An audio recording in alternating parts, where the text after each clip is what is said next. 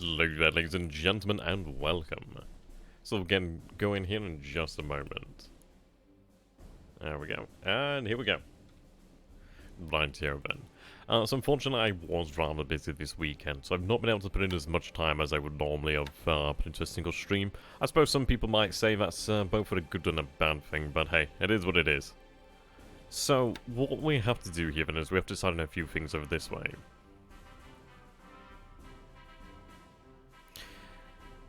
The interesting thing is we do see the Chinese force moving over here.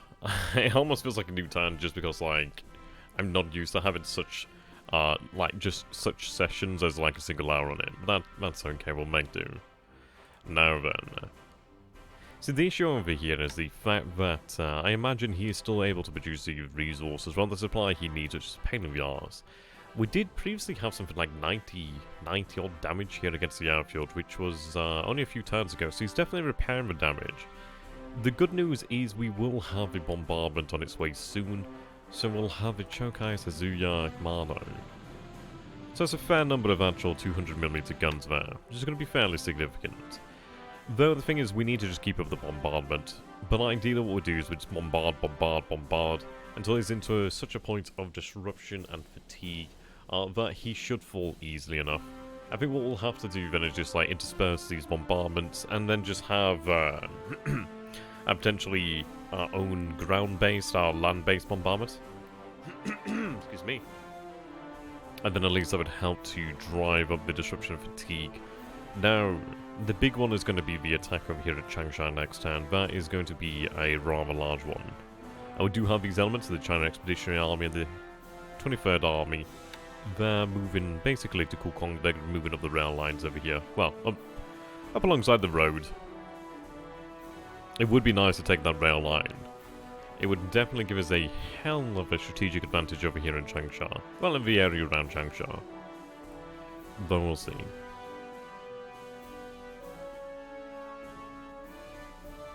Right, the 4th Brigade's still moving here. They're not too distant from their actual target, so I'm going to keep them moving here for the time being. I do have the 8th Armoured Car Company, but it's one of these things of these guys might arrive before the 8th Armoured Car Company does, due to the actual nature of the terrain over here, so it's worthwhile going for that. But, I mean, I've been discussing this on the Chrysanthemum Order Discord room, actually, and the thing that worries me here at the moment is I kinda feel... yeah, I kind of feel like something's going on here in the south. It does feel like it's kind of strange. Hey, Doom Bear Pirate, good to have you, my dude. Everything okay? It's just like the question mark there, everything coming through on the audio side fine? It looks fine on my end. You're making me paranoid now. Okay, that's fantastic. There we go. Good, good. No, that's awesome. How you doing there, Pirate? Good to have you, my dude. Right, we're going to head around deliberate attack over here. Our ad started, okay. Right, okay. See, the thing is, I can't see these ads. I don't know when they start or what. To be honest, I have no idea about that side. But yeah, the thing that does worry me about the south is the fact that we have seen tankers here. We did previously see a convoy that was moving out from Palmyra as well. Now, it does make me think, was it actually at Palmyra or was it at Pego? And we've only just started about 4.5 minutes ago, so nothing too much here. Well, I mean, this is my worry, really. That is my worry. So, I think... I remember what happened at Tarawa, and I don't want that to happen again. We wouldn't lose anything as precious as we did at Tarawa. But I'm not going to really allow myself to be in such a position. So I think what we do then is we get our assets moving while we have the opportunity to do so. I think it's probably worthwhile. Right, okay, our forces are still moving here.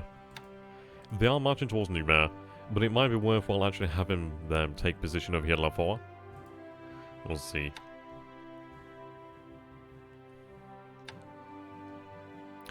Well, as far as it goes, kind of wish I could make the actual game screen a little bit larger sometimes.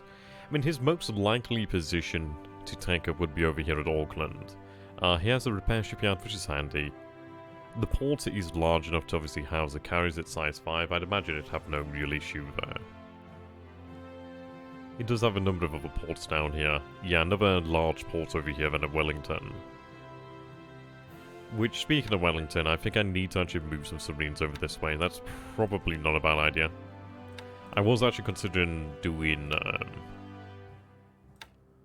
yeah. I think what we need to do then for the time... I don't know, it's one of these things, isn't it? I do need to continue to to cover Sydney and Brisbane area. I think what we'll do then is we'll look towards some additional submarines. We do have you over here covering the Pago area. So I think it comes down to then, do we have these submarines that are in between Palmyra and Pago? Or do I look towards these submarines over here? Let's see. Well, yeah, potentially so, potentially so. I mean, we've been expecting something like that for a while. It is just a simple matter of when is it going to happen.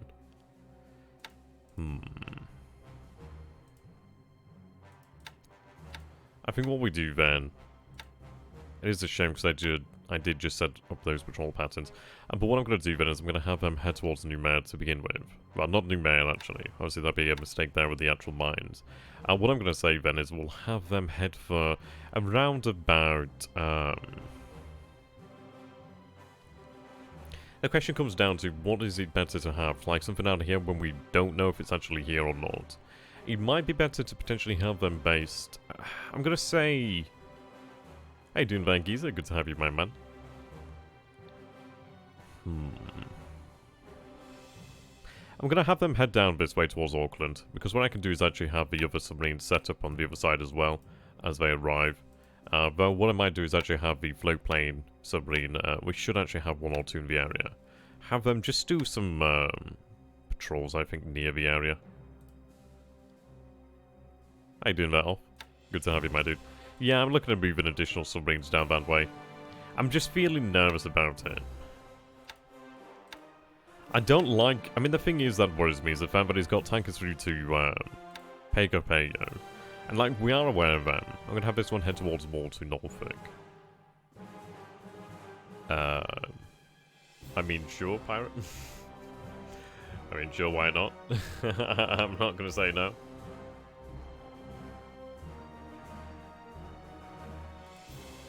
Okay. So they're going to head down that way. I was considering having submarines head out this way, but the thing is I'm feeling a little bit vulnerable down here. Not that I particularly have to worry too much. As far as it goes, once I get the ships out of here, which I'm going to do, we do have 1,200 tons of supply here, and we do have 7,690 tons of supply here at Comac. I do have 3,000 tons of supply over here at Lafoa. At the actual base over here, but at the actual site of New Mare, we do have 2,391 tons of supply. So we do have, I suppose we do have supply enough. I think the supply is required is the amount required for a month. Obviously the amount of combat. I forget how it works with combat and how much supply it actually uses. I always do forget that. I think, I can't remember exactly how it works in regards to how much supply you use when you're attacking. That's something I have to double check. Yeah, supplies require 282, so they do have ample amounts of supply, which is very good news. Tankers don't just go to forward bases rather than having surface ships.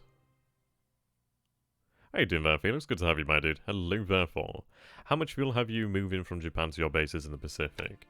Well, we have the oil that's obviously in the Dutch East Indies at the moment. I do have fuel moving down here. So it's about 11,700 tons of fuel there. I think I have another fuel convoy. Yeah, it's 39,000, almost 40,000 units of fuel moving out there. I'm sure I have another one somewhere as well, or some of the convoys in action. Sometimes I end up forgetting about the ones in action over here. Right, these guys are... Yeah, these are the Kural Engineer Force. They're moving into Tokyo.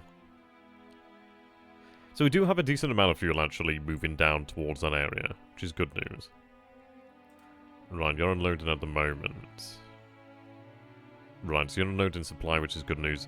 So that's taken us up to 21,000 tons of supply again at Babaldoir. That's good. But okay. So I think as far as it goes, assessing the situation over here then, it is going to be one of those of like, how is it going to approach the situation? I believe he's more than aware. I mean, I suppose the thing is he actually aware of what we have here? I don't know.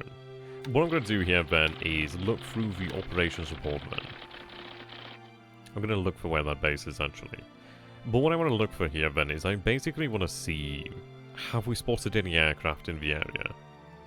Has there been anything unusual in the area that we reported recently?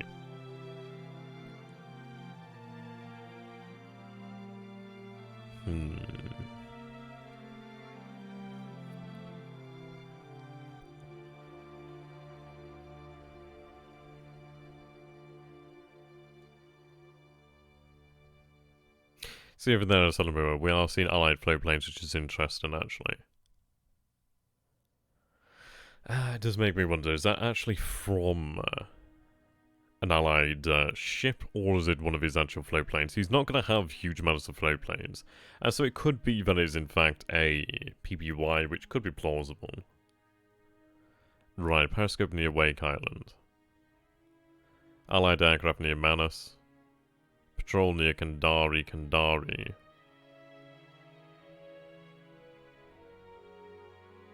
Port Headland, okay. Saipan.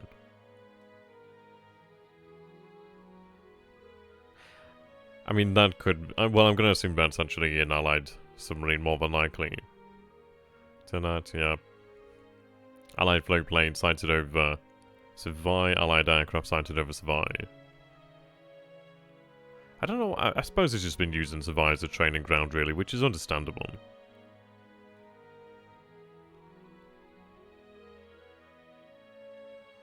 Sailfish hit, that's very good news. Right, near Ambon, PBY, 4 Catalina damaged by flak. Shot by Allied patrol near Kandari, near Ambon. Yes, he's definitely running the PBYs over there at Kandari. Well, near Kandari. I can imagine they're probably coming out from, So that one's interesting. Task Force 266 sighted by Allied dive bomber at 103-128 near Gazmata. Shadowed by Allied aircraft at 103-128 near Gazmata. The fact that it says dive bomber is interesting. It looks like he's definitely flying aircraft out from Clark Airfield, I'd imagine. Sorry, not Clark. Port Moresby. Right.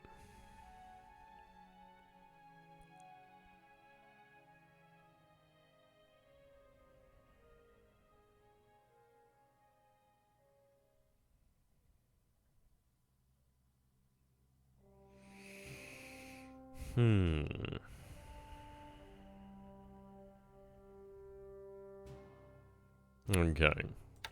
So, we're not seeing too much out of the ordinary here, but the thing is, let's take a look at what we've seen in the past few weeks, really, I suppose. Well, past 2 weeks, I'd imagine, is probably a good time frame.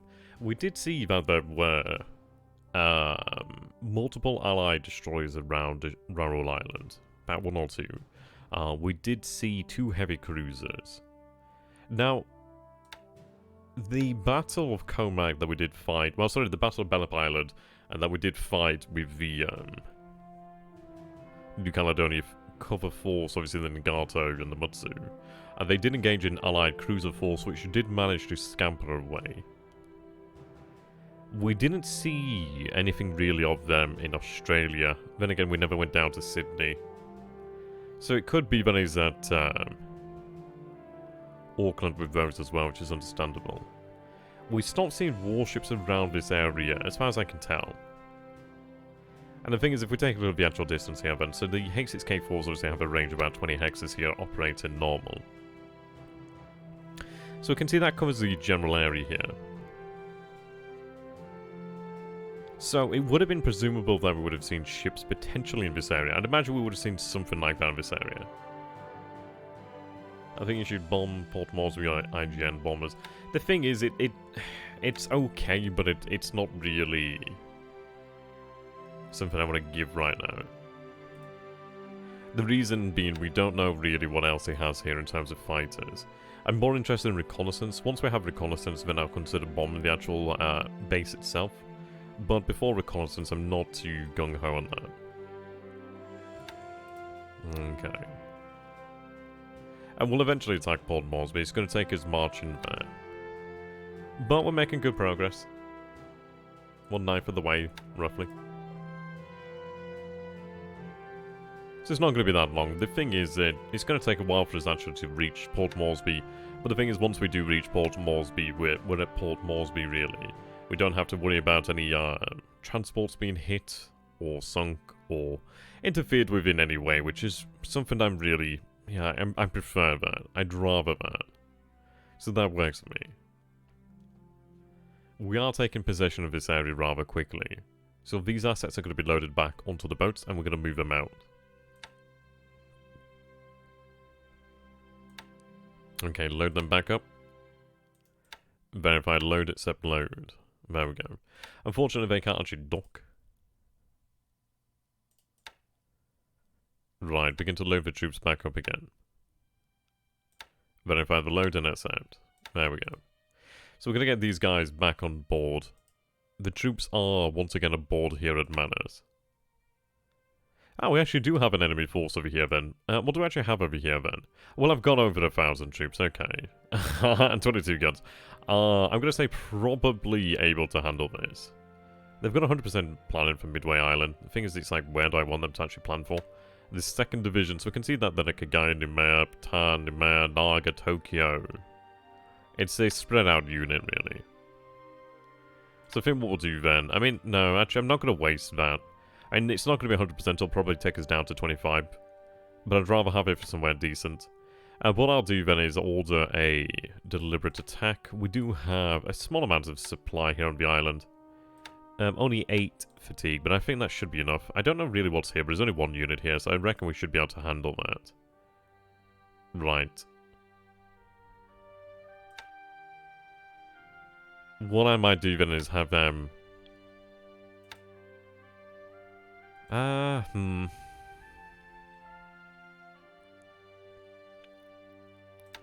We should never really linger, so what I'm going to do then is have them return to Rabal.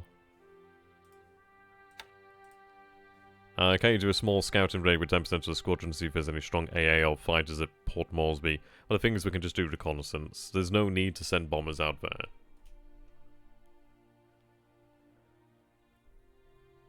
I promise you, once we have reconnaissance, then we'll take a look at it. 1,000 ship bay. Awesome day, man.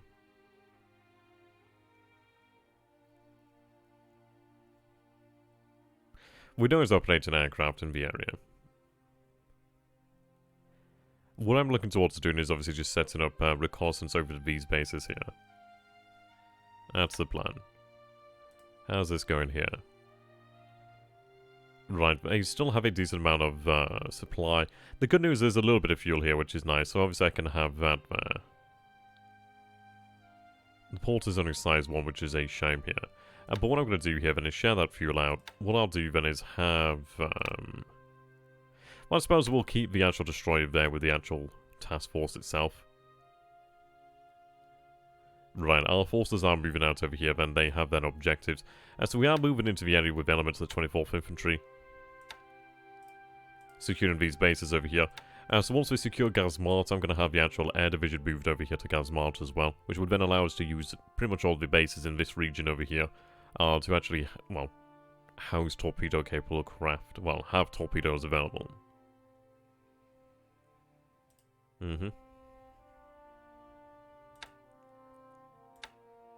How you doing there, Paul? No, a Japanese division is pretty damn strong. I don't think we'll struggle that much. It is jungle, which is, yeah, it's bad, but jungle's only ×2. We're dealing with jungle rough at Numea, which is ×3. And we are using a much smaller force. I don't know what the numbers are going to be like.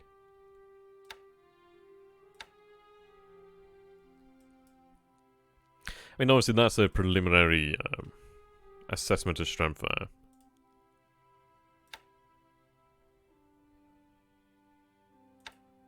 I mean, I do need some actual aviation support over here. And we do have the aviation support that's going to be moved over there shortly, actually. So I've got the escort over here, then. So what I'm going to do here, then, is we'll go to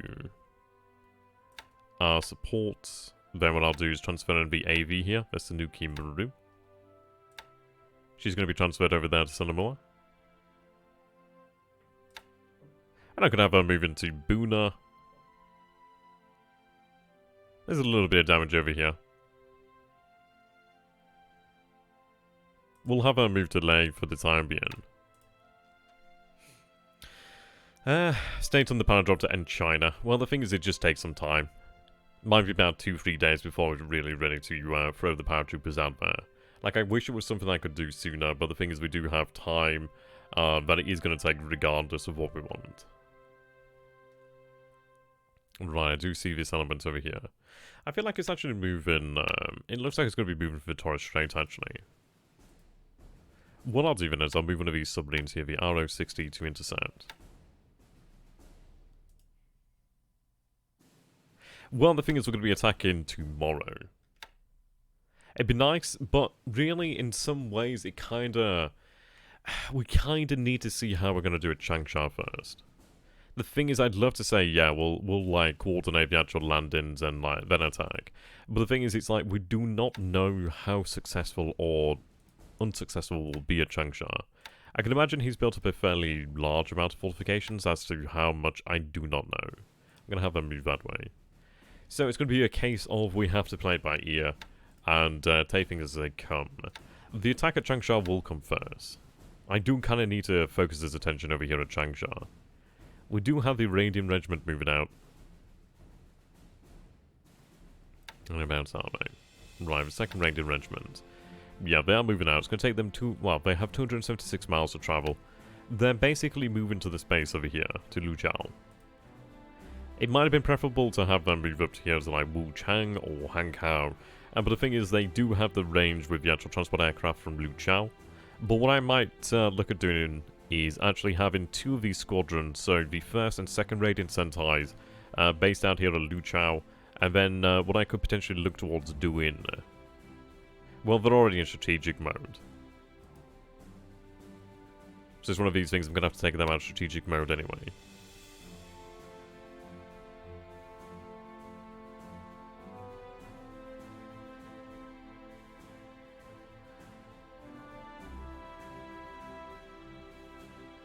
I mean, we could do that, but then I'm going to have to wait for them to come out of combat mode.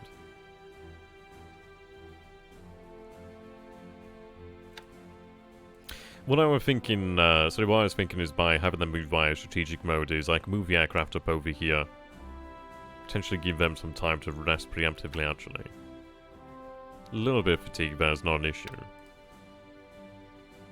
Yeah, it's one of those. No, I do agree. It's one of those of like, I considered flying them, but I thought, well, it's going to put extra strain on the aircraft. I'd like to have the aircraft in place beforehand. I do need a little bit of aviation support over here then, just to keep them really ticking on by. I don't think I have anything that could send, like, immediately. Actually, you know what, saying that, I do have some units actually on the rail line. Right, yeah, there we go. Okay, at least these guys can move out. So I'll have them rediverted down to Lujiao. So 322 miles to go. But at least that can get them down there, but if needs be, I can have some aviation support here. It might have been more useful over here, but with the rail line still blocked, it's a little bit of pain in the arse. Right, those men are marching out. These men are resting.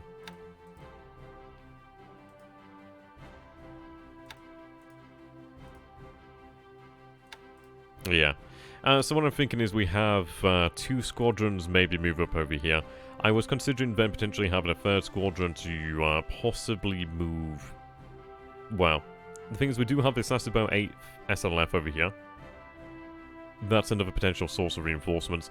But what I might do is have a 3rd squadron move out into one of these bases like Wuchang or Hankow. And then at least I could actually have them ready to basically move in with an additional force straight away. I may have to pay some political points. I'm not entirely sure how it works in regards to like dropping troops via aircraft. I don't think they have to be assigned or unassigned or something like that. Well, I mean, this is it. It's still going to be a fair old battle. But it is going to help us a long way there. It's going to be really interesting to see what actually happens. I think what we're going to have to do here then really is, I mean, well... this is assuming that everything actually goes the way we wanted. If it does go the way we wanted, then... Jesus, it kind of does blow the door wide open in a number of ways. He does have 4 units over here, which is something to bear in mind. We've had about 3 or 4 days now reconnaissance over here at Chikiang, so it seems as if a unit is not there. We don't see any movements over here as of yet. I mean, once we see movement, that's when things really accelerate in terms of intensity. Like, if I saw something moving now, I'd probably have those guys transported via air. I think kind of what I want to do here then is have these guys move up, have the aircraft move up, potentially give them some chance to rest there, kind of have things set up and ready. We are going to be attacking a Changsha, and that is kind of what I'm waiting to see how that goes. As well, I do want to make sure we have some reconnaissance here. I'd absolutely love to have reconnaissance over these two bases over here as well. I don't think they're empty. I would be very surprised if they were empty. But I mean, well, this is it. Maybe they aren't. I mean, I'd say it's probably about a 95% chance that they are indeed garrisoned. But if there's indeed a chance that they are ungarrisoned, then that's still worthwhile trying to get that reconnaissance. But yeah, the thing is, it's like we could potentially drop paratroopers. Let's say that we were able to drop paratroopers this turn. It's one of these things of, is that really the best thing for us? I think what we want to have, I think the best way things work out for us here then is we attack a Changsha. In the meantime, the paratroopers are going to be moving up over here to Lu Chao, and we'll have forces, well, we'll have those elements getting ready, get into position. At least in the time between that, we do have some time to rest our forces over here. Now, that's also going to give him a point of time to think, right, okay, well, what do I do here? Is he going to then look towards evacuating Changsha? Is he going to look towards retreating? Is he going to look towards reinforcing? It's going to be one of these things of where he's going to be focused here. What I'd rather do is, I'd like us to be in a position where we're able to break through at Changsha. Try and line things up with that sort of time frame there.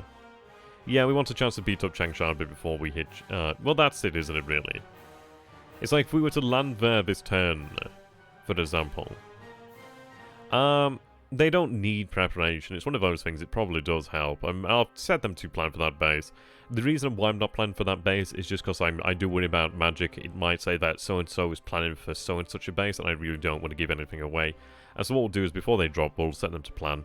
It's one of those things I don't... As long as some of them make it in, then that's all that matters for me. If the base is empty, we'll have a good time. We'll see. But yeah, we do want to have the time to actually beat him up over here at Changsha. We're going to take a lot of losses, but we do have reinforcements in the area. I mean, this has been rather surprising. The fact that he's only moved a single unit out of Chang, which I do find somewhat amusing. I'm going to have to do some reconnaissance up over this way. But we'll see. Right, we do have the Ki-51s as well. Thank you very much for anything. I really appreciate it, my dude. I always forget, do we actually... I don't think we saw any flak at Changsha. So I feel fairly confident about that. So I might lower the altitude even further, actually.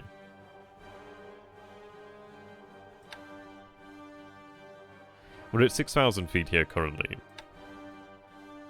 I think I'll go down to about 5,000 feet. So we'll set that for all level bombers here as well. So we'll have a large effort here against Changsha. The reason being in the actual turn before we do... Well, I mean, this is it. If it can do us any good, then it's worthwhile. The aircraft aren't going to do a huge amount. But if it's any chance that it increases the disruption or fatigue or anything like that of any units, at least that does give us a little bit of an advantage. So that's quite nice.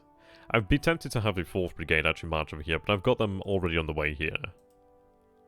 How good is our pilot pool doing? Well, the thing is, it's still early war. I mean, we've taken losses to our pilot pool, but it's not like we're going to be running out in the near future, really.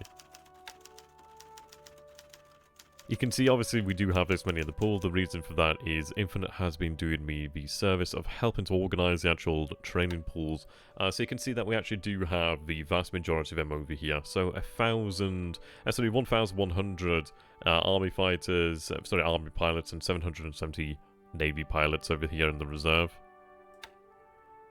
So we do have a good number of actual, well, pilots. I don't think we even have enough aircraft for them to all begin, really. Okay. We took the base over here last time, which is good news. So the 104th Division is actually making exceedingly good progress here. What's the actual terrain base? Rough, okay. I suppose they might be moving out a day or two by now. Yeah, that's true. I'd like to pick up this unit over here at Bataan, actually. I've got a aviation unit there, and we've got the Sasebo 1st SLF, which are very nice troops. Now, they've been trained for Bataan Island. The question's going to be like, where do I want them to actually train for? Well, I don't know. It's one of those, isn't it, really? But they've had the easiest time of the war so far. But I'm going to have them picked up in the near future, actually. I need to pick up these troops as well from Pari and get them moving out. But So what we'll do then is we'll finish off our movements down here, then we'll move up through the map, and then finish things off, really. I don't know what the sort of time frame is for when THG would be next on this, so it's one of these, isn't it? I'll just have them move in transport, I suppose, by now. Well, for now. We do have the Destroyer Minesweeper over here. I'm going to have that travel alongside us. Additional escort, isn't it, after all?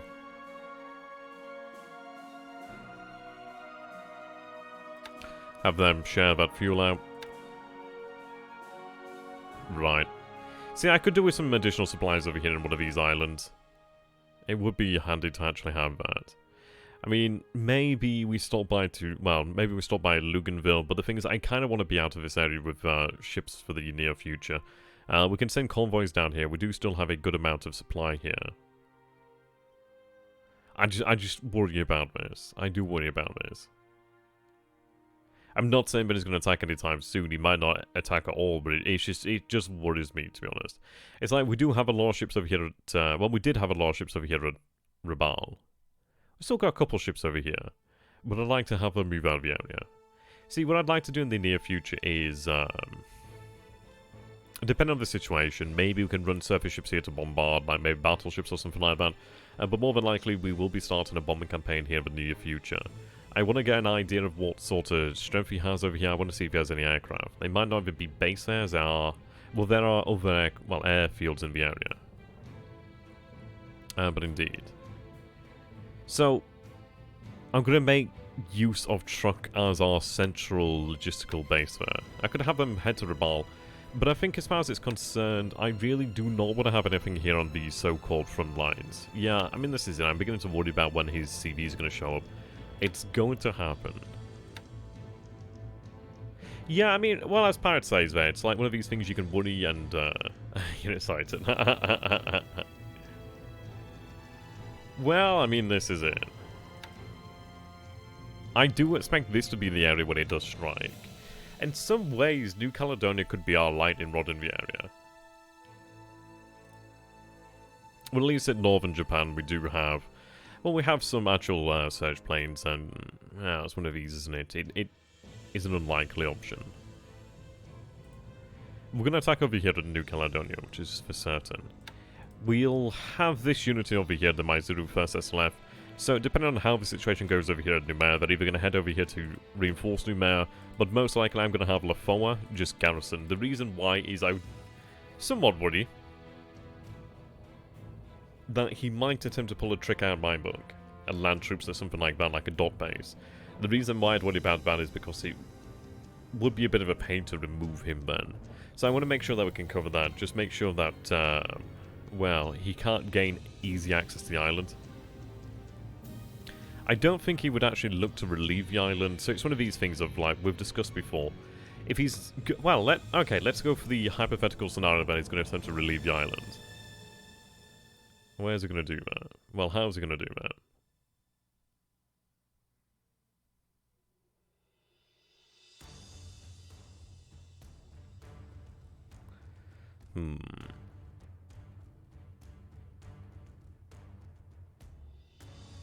Sorry, I'm just replying to a message here.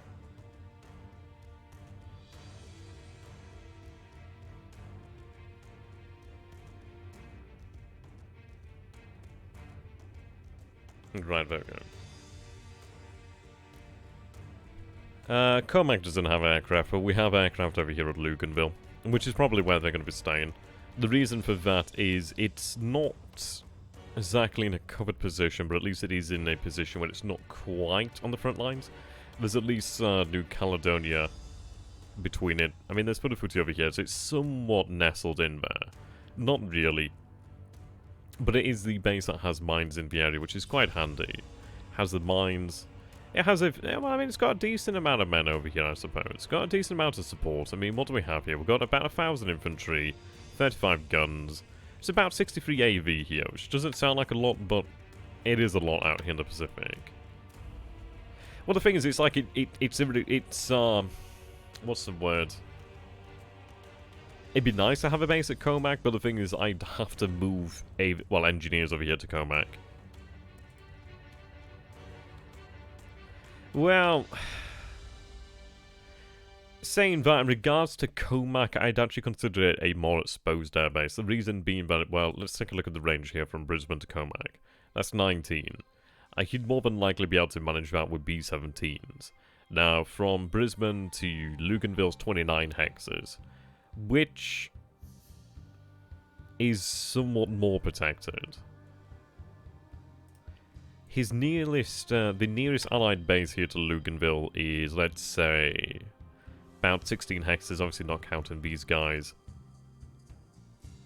So I feel more protected there. The thing is, it's like, I'd rather not have aircraft in a potential target. I'm going to keep them over here at Luganville. The reason being that they're able to be transferred up the chain and ideally out, or aircraft can be transferred down the chain to Luganville if necessary. It's one of these. I just feel like it's a more protected position. I mean, New Caledonia, once it is actually secured, maybe we can consider a small air base, but it's one of these things. Well, as far as it... Well, anyway, what I'm going to say here then is I'm going to get back to the actual theory, I suppose you could call it. So just going to bring up the actual drawing tool. Yeah, but the thing is, I don't want to have my aircraft in range of B-17s, unless I actually have the ability to have a sizable force down here. I'm not saying that there are B-17s down here, but I'd rather not test it. At least not yet.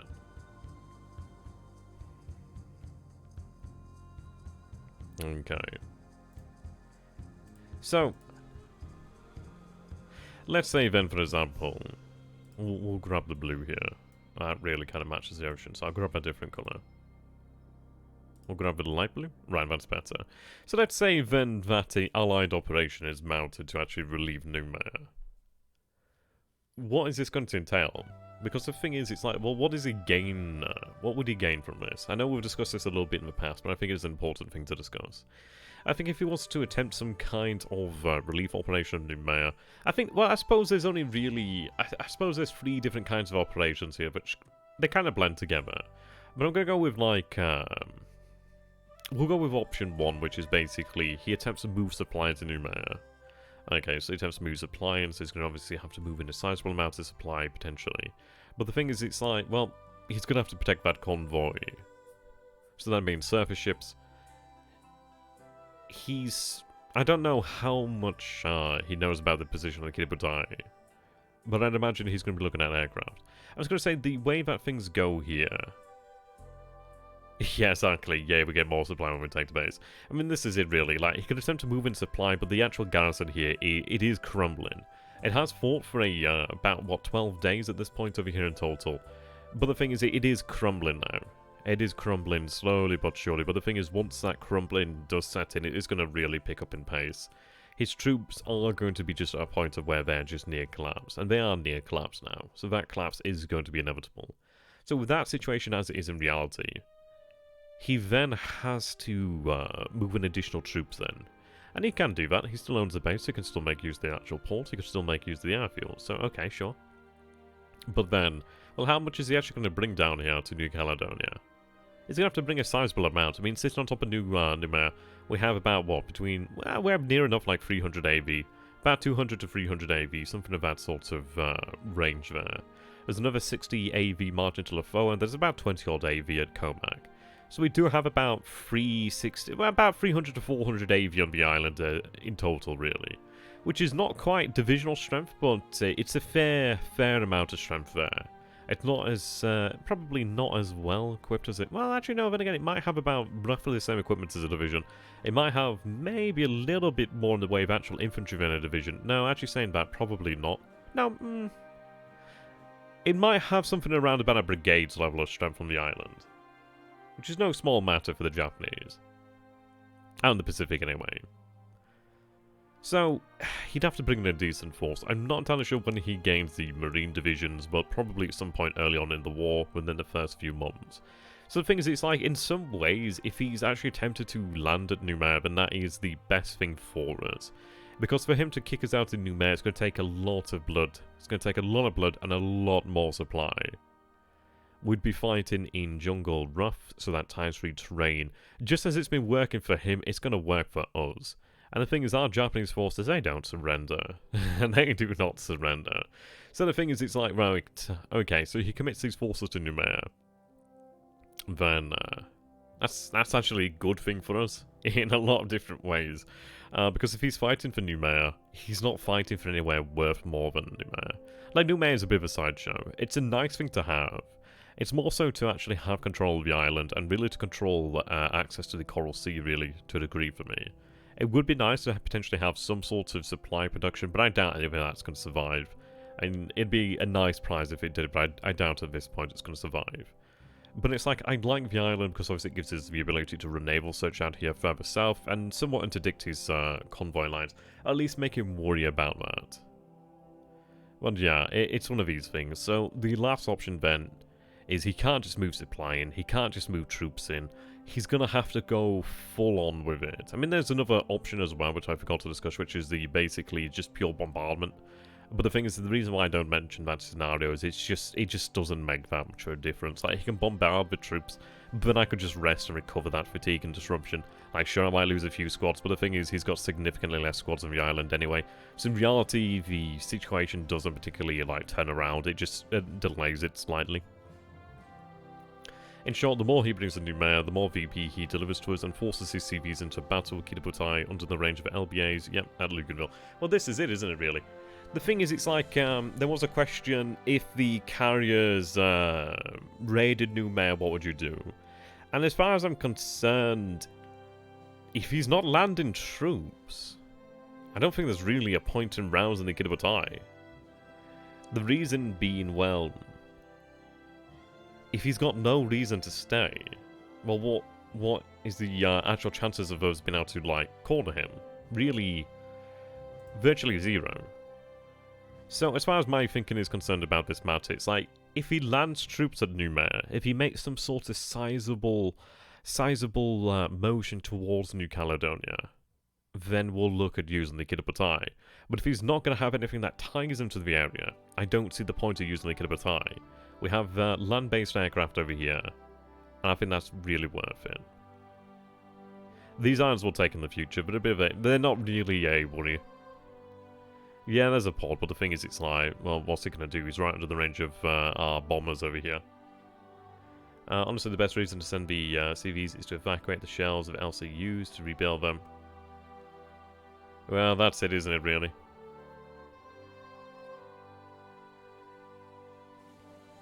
We'll take these bases in the near future. If they don't actually fall to our command, they'll probably fall later.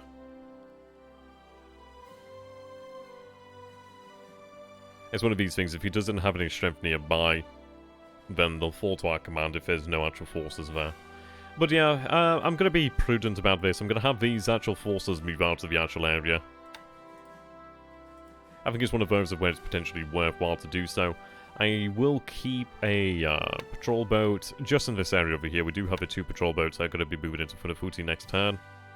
So yeah, what we're looking at doing then is looking at moving potentially some assets from Funafuti outwards. So I kind of want to keep this as just float plane base, but I'd like to move some elements over here to Canton Island. But it's one of these, isn't it? I mean, this is even with the assumption that he has anything here. It's hard to say if he does or does not. What I'd like to do then, do I actually have a float plane submarine? I do. I have you over here then. What I'd like to do then is actually have you cover, I don't know, maybe a little bit closer to Auckland. Though what I'm going to do actually is have you travel on the other side of Auckland, and then at least you can actually keep an eye on the area between like Auckland and Wellington actually. I think something like that. It's going to leave these guys at a disadvantage, but the thing is we might have the actual range to be able to cover both bases. But it's one of those things I just want to kind of... Well, then again, is it worth it? What do we actually have here? Then we have... Oh, we have a Jake, actually. So a Jake gives us a pretty significant range there, actually. So what I'll do then... Right, let's see. So if we were to head from, let's say, Auckland to Noumea... Right, so it's going to pass by Norfolk Island. So what I'll do then is I'll actually put the submarine about here. And have it travel up and down that area there. At least then we'll be able to see what is generally in the area. I'll have additional submarines move to this area with additional float planes. But I think that gives us an idea of generally what's going on. The Jake really does help us out significantly.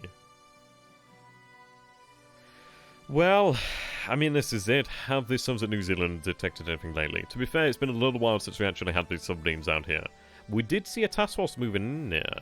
I think, yeah, it was the last time. I think we saw a task force moving in out of here. Either moving into Auckland or moving out of Auckland. I can't remember, but I'm sure we saw a task force about here last time. But I think having the submarine move up this way might be a good idea. It might be potentially worth... Right, well, what I'm going to do here then to potentially cover more of the actual shipping lanes is, let's say... I mean, maybe he's moving around from Auckland down here to Wellington and back up or something like that.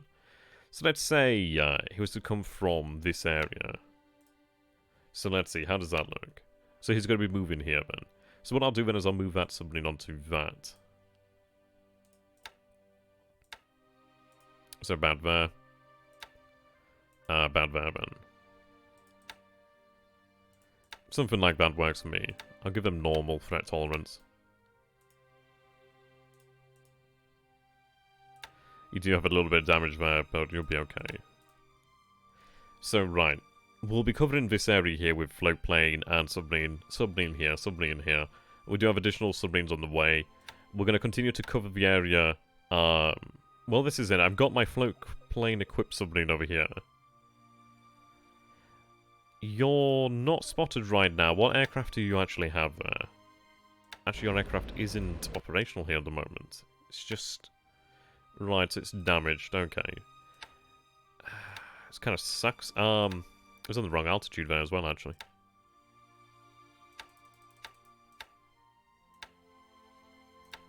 Okay, well, what I'm going to do here then is... I'm going to have you move down here to this area, actually.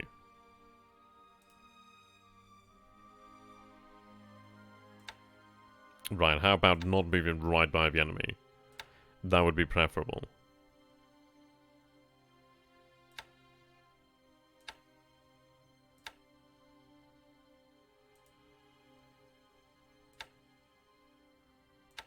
Not really any better there.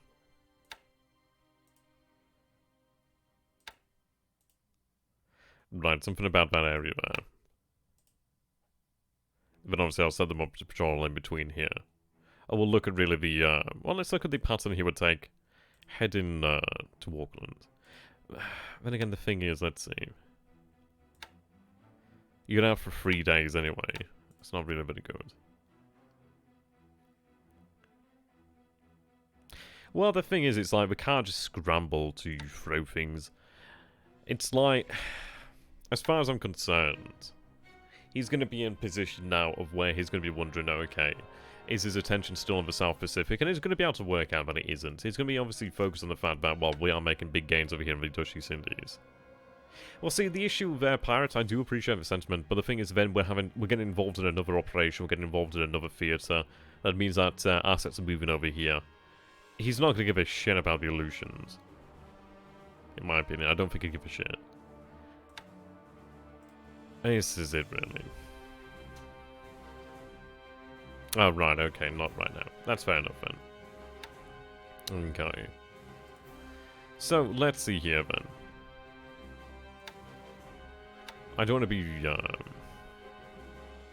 Right, there's no airfield here. No airfield here at Port Hedland. Actually, tell you what, we did detect things by Port Hedland, didn't we?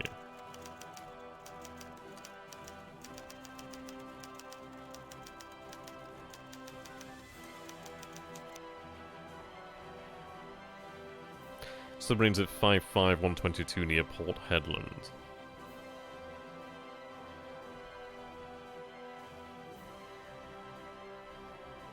Right, 55122.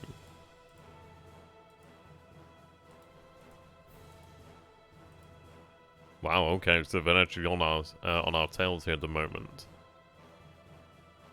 Alright.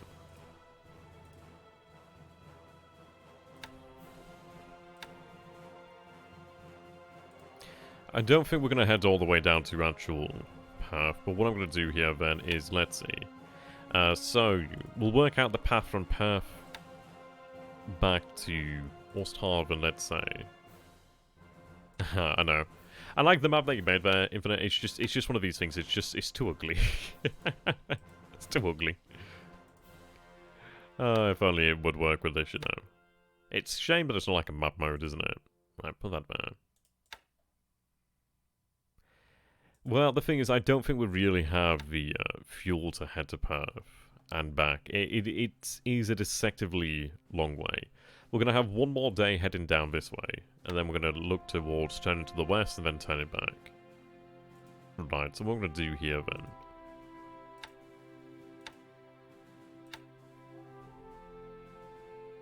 then. Yeah, I know, I'm not going straight south. I'm looking towards this sort of area here. Something like that would be fine.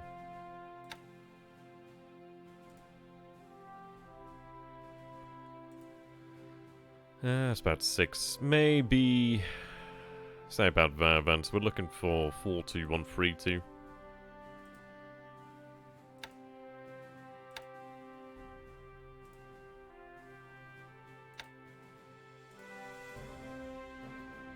Rather be 8 hexes. So let's just check the range here. I mean, that's obviously just a guesstimation.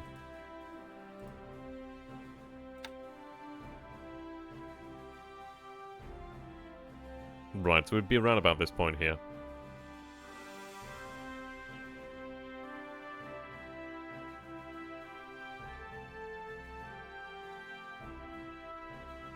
So we're going to be looking towards this point here then.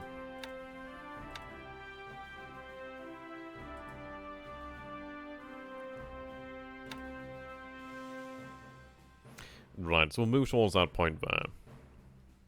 Then we'll be turning around.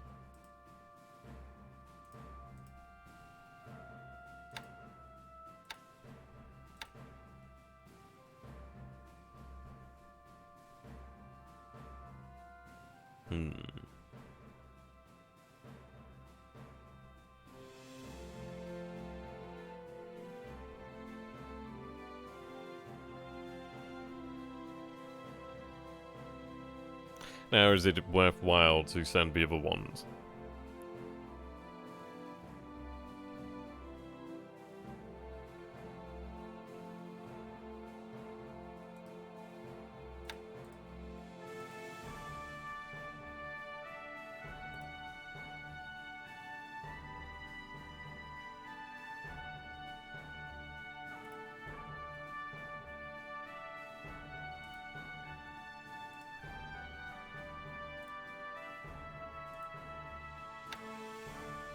Okay, well what we're going to do here then is we'll use that as our starting point.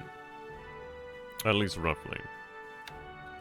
So what I'm going to do then is we'll set the destination for Kopang with these guys. So I'm going to have them both follow a similar sort of path here.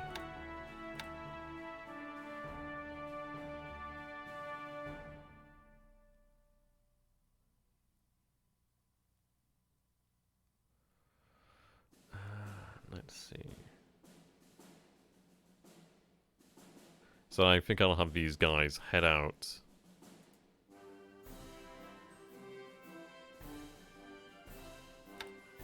And actually I'll change that to patrol for the time being.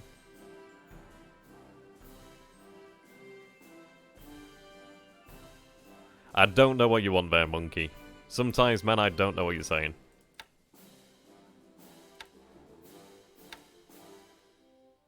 Right, we'll clear that path. Right, so we'll have them head about a few hexes over this way. Right then, so... that puts us about 6 hexes away from here, which gives us... well, I mean, I could have them a little bit further here. Hey, Invincible, good to have you, my dude. Yep, I'll have them move a little bit further there.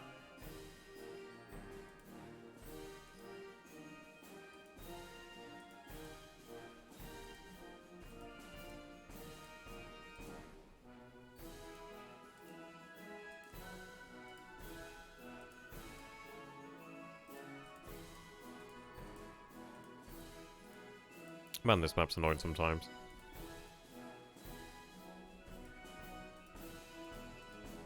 Alright, there we go. 4-8.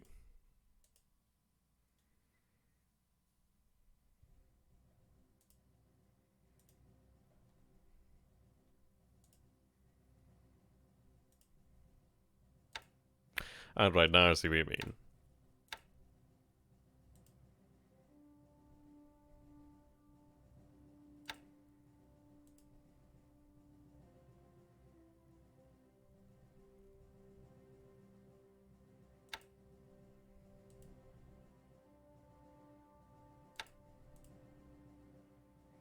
God, I really wish there was a map mode for the actual bloody hex numbers. It gets really fucking annoying sometimes. Like, you'd want to go this far out.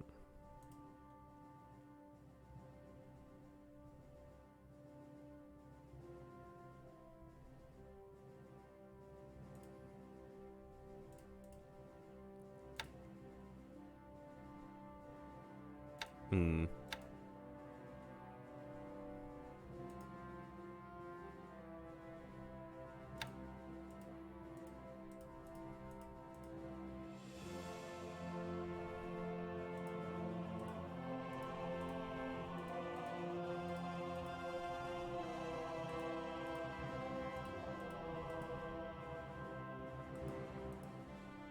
Yeah, we'll attempt to finish the turn today. You know what, the biggest bloody thing that pisses me off is, like, there really should be, like, an actual map mode for the numbers. It's a fucking pain in the arse sometimes. Right, 4131, just about there. Okay.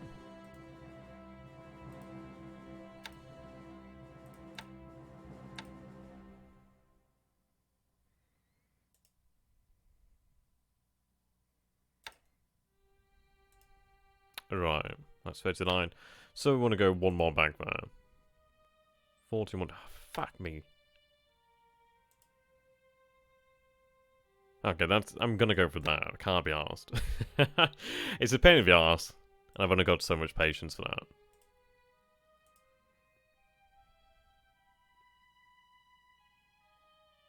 Well, we'll go one more turn, but I think we are gonna head back. Like, obviously, we did originally plan to head north, but I think with the fact that the ships are moving here, and this is, I don't know what he might be trying to do over here. If he's got ships here, we haven't seen the light cruiser that was here. I think it was the De Ruyter. So it's more than likely in this area over here, potentially, or somewhere in this area. Might be even in one of these ports over here somewhere. So it's something that we have to worry about. So we do have we do have actual information here on Palembang. Blame Rainbow. Oh dear. Right, so we do have information over here on Palembang regards in the aircraft strength. Couple aircraft there. It doesn't look like it's got a major garrison over here at Palembang, which I suppose in some ways is understandable. He did say to me that he wasn't interested in the Fortress Palembang situation, which is nice of him. But would he leave Palembang as undefended? It's one of these things, isn't it? Hard to say.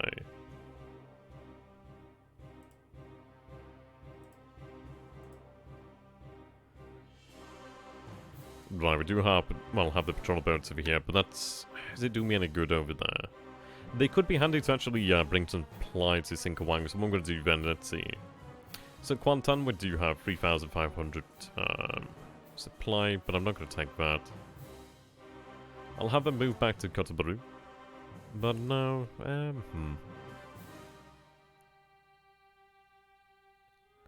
We'll have them head back to Saigon. I can pick up supplies from Saigon. And what we want to do then is prepare really to have the a couple thousand tons of supply move on over here to Sinkwang. I do have a number of actual assets over here as well. Alright, I see. Ah, right.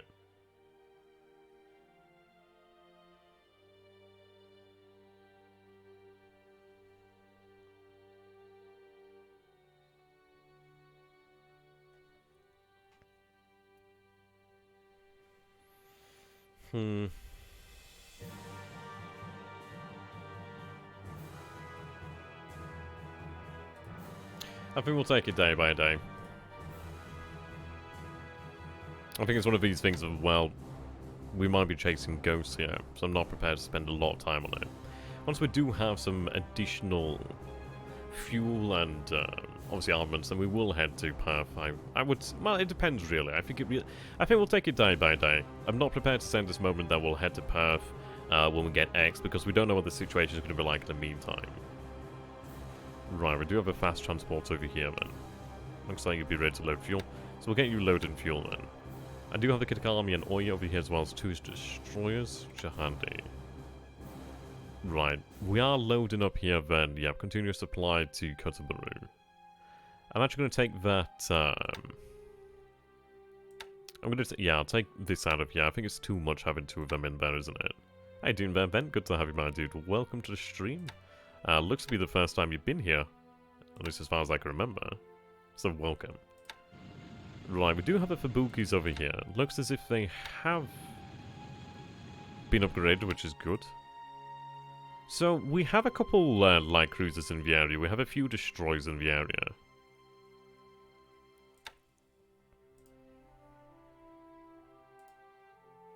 Right, amphibious. Do I have anything that could just act as an actual escort for the time being? Right, we do. They're about the right speed as well, actually. That's really good. Okay, so what we'll do then is we'll have you head out. As far as I'm concerned, we are ready here. We're actually unloading here at the moment, which is ridiculous. We should not be unloading. That's the entire unit, isn't it? 124th. Indeed it is. Okay. Ah, well, this game covers the entirety of the Pacific War from December 7th. Well, you can start from December 7th, 1941, all the way up until May 1946, actually. So, I suppose there's grand strategy and, I suppose, yeah, I'd say that War in Pacific really does fit the grand strategy. I suppose it's more like grand operational. Yeah, I suppose you could say operational level. Even larger to that degree, but then again, we don't actually direct the actions of our nation on the international stage, i.e. like diplomacy, so I suppose it's like the operational level as we're focused on the actual military aspect. And though we have control of the actual economic. Yep, we are playing as the Empire of Japan. My opponent is the historical gamer. Okay, let's see. So we are moving out towards Singkawang. There is a port over here at Sambas. What's the actual terrain like at Sambas? Swamp, jungles. Over here we do have swamp as well. I do not know if there's a garrison of coastal defense guns at Singkawang. We'll have them head for Singkawang to begin with. If we later find out that it is indeed a coastal defense unit, I'm going to have to do my research on that one. Then we'll change the actual landing, but we'll head for Singkawang now. Are they targeted to Singkawang? They are indeed. That's very good there.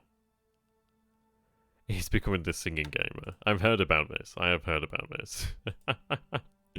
It sounds hilarious, actually. I do wish I could actually watch, but hey, in the future I'll get to watch. Right, we'll make sure that I'm low. Right, there we go. So we'll form up a task force over here then. So I do have a number of actual minesweepers as well. Yeah, a couple minesweepers over here. They're going to come in handy in the future, actually.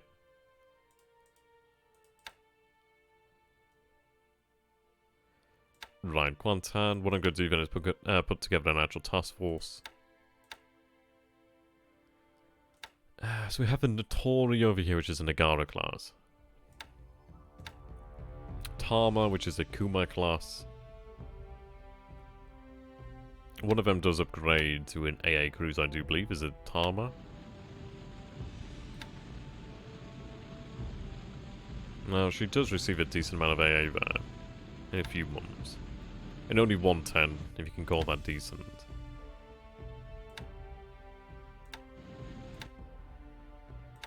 And Tori. 161, okay.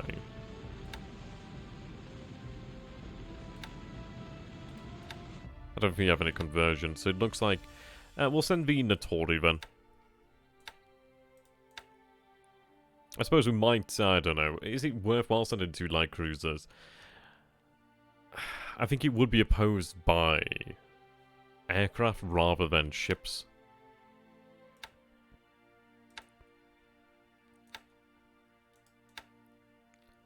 So we have here for Bukis, a Kagiro actually, a Kamikaze. We have a little bit of a motley mix of destroyers here. So I'm going to send a small task force. I don't want it to be very large.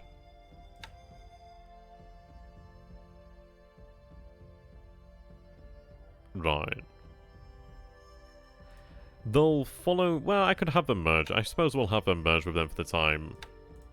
At least it gives them some sort of escort there. A little bit of bombardment there. But, well, then again, we might change our minds. It would be worth having an actual escort. I will take the other 2 destroyers over here, however. And have them sent down to Malaya.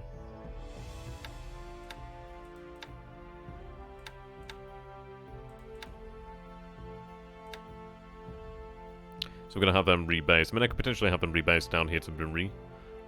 We'd have to check what the rearm level of air is at Marie, but what I'm going to say is have them based over here at Kotobaru. Then they can link up with the other assets in the area if we need them to. Obviously, they might be able to make it tomorrow, but we'll see what the actual arrival date is like. Right, so I do have another 2 Ka-43-1Cs here ready from the 21 available. Those other ones are going to take a little bit longer. So 2 are in damage state. The fatigue level is actually very low here at the moment, which is excellent. So still using the bombs.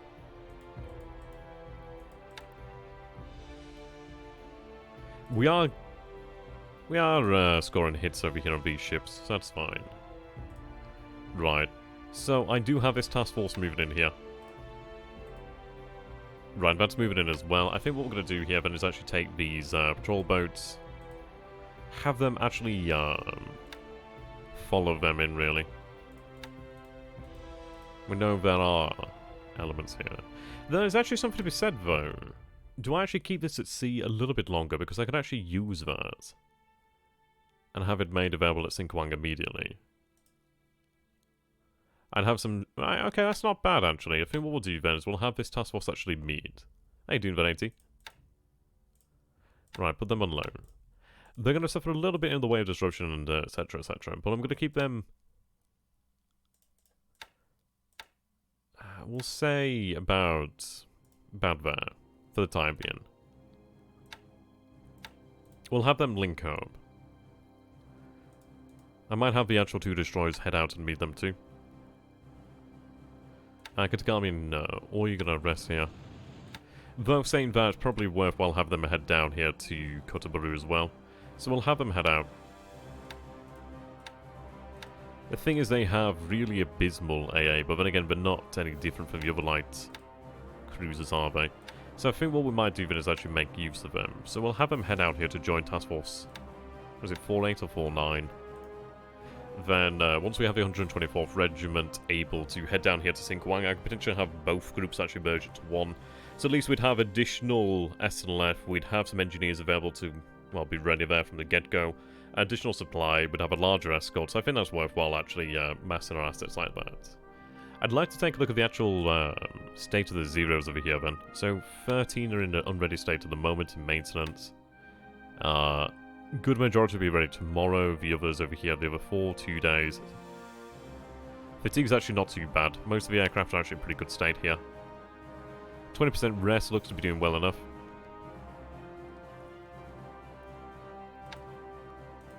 Using our drop tanks.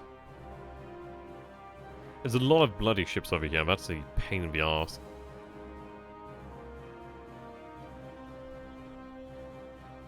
But we'll keep it up. We'll eventually be able to burn through him. It might be worthwhile having torpedoes equipped. I don't know if I actually have the ability to run torpedoes with the 22nd heading north. It's shown that I actually do have the ability there to do that. Right, the 22nd Air Flotilda's there. Right, the 3rd Air Division's actually arrived in position. Superb. So we're going to have them actually go into combat mode, so that's going to take a day to unpack. So if I take a look... Yeah, perfect, they're within range. I don't know, do we use the torpedoes? Is it worthwhile? I suppose it's one of those things of, well, is it gonna hurt me if I don't? Is it gonna hurt me if I do? Right, put these guys in combat mode, so it's going to take 2 days for them to be unpacked.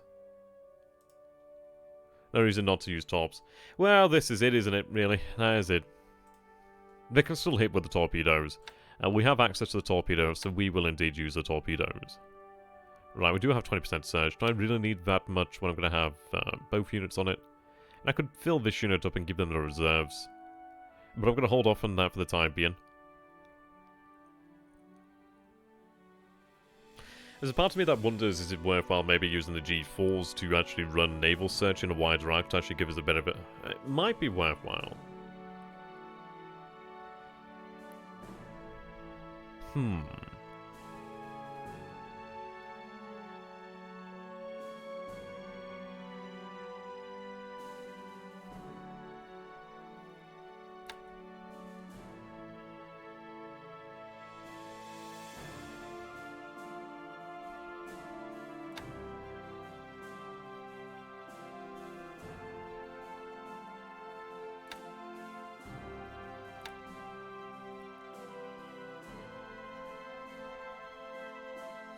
I'm going to bump their range up to 17 and put them on naval search.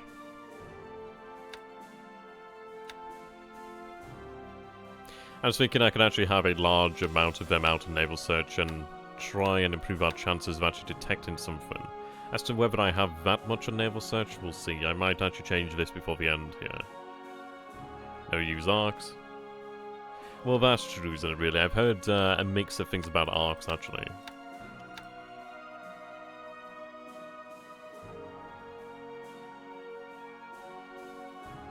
No, what we're going to do here then is we'll take off the arc then.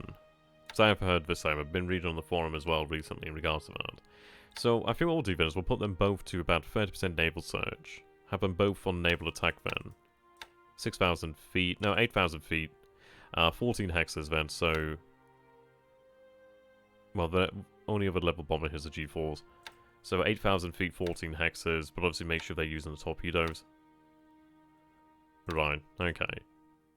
So we'll be looking in this sort of range here then. So we'll more than likely have a couple torpedo attacks over here. He doesn't actually appear to have any fighters here. I've got 4 out of 5 detection, which is not amazing. We can see that he's got a few troops over here, but not huge amounts, only 4 units. He may have an AA unit, but it's uncertain as to whether he does or not. Right, these artillery units will arrive tomorrow. The 48th will be ready. Tomorrow, the day after, we'll begin marching.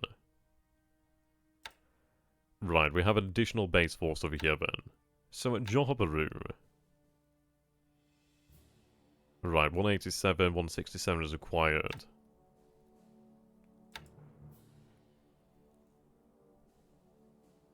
It could be worthwhile moving it to one of the other bases. We do have a large airfield over here at Taiping. Though it might be worthwhile looking towards one of these other bases to the north, but then again it might be worthwhile units to have made available to move out elsewhere in the Dutch East Indies. I could have it move over here to Malacca to support operations in Malacca. I think what we'll do then is we'll have it available here at Johor Bahru. The reason being, well, we have those engineers available, so it'd be nice to actually be able to rebuild the airbase if he does attack us, which I doubt he will do, but at least it's something. But at least having that motorized support and the actual... Yeah, the support itself will be helpful, at least for our forces over here. We're going to need a large amount of support, so when we do actually rotate the divisions out, at least they can rest. But I suppose the chief reason is, for the time being, I really can't see a better location at this moment. In theory, arcs are supposed to increase the detection of the arcs compared to no arcs. Truthfully, no arcs is probably too effective. Well, yeah, fair enough.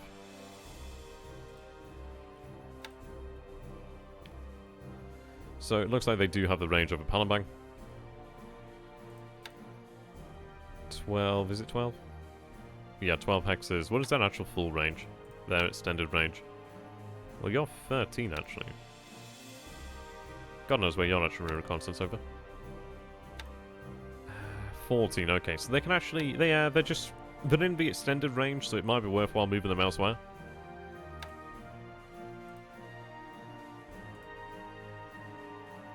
Right, I do need an additional garrison here.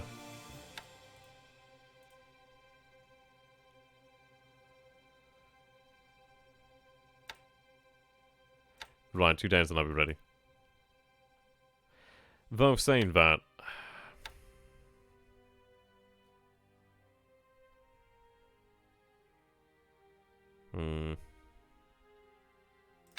I'll keep them there, because then eventually when we do see Singapore, I can have that base force move in. I was thinking about having them move to Malacca, but Malacca's only a size 1 base at the moment. I'm not going to be using that many aircraft there. Kuala Lumpur is going to have significantly more aviation support here shortly. These guys are going to be off the rail tomorrow, I do believe, so that brings us another 69 aviation support, a little bit of support there too, so that works for me. So we'll go with that then. Right. Well, I've got the additional aviation support over here, actually, so that's worthwhile. And I've got the other element here of the 3rd Air Division. Right, that's going to move down back to Kuala Lumpur. So, let's see here, then. These are fairly large units as well. How many remain aboard here? A good few of them. The 3rd can move out freely. So what I can do then is begin to have them made ready. So I'll have another one sent down here to Malacca. We do have an airfield over there at Tumblr. I do have a Koi, but I think that's moving north, so I'm going to be 1 unit there. The rest of them are actually going to move into, I'd say Thailand, perhaps. Though I'd like to have some potentially on this sort of point over here, maybe. So maybe, let's see.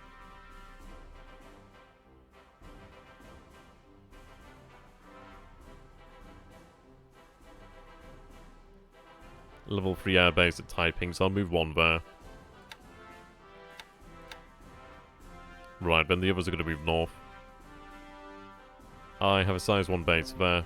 And that could be handy, actually, considering it's the same distance. It would be nice to have additional. So then we'll take another one here, then. No airfield here. So I could have it move all the way to Chiang Mai. Or there. Have it move there. Right. There was over here at Bangkok. I could remain at Bangkok. So we did receive some important information then. Just, well, really by mistake in the fact that we did have the K-21s actually take losses. But let's take a look. Whereabouts is it?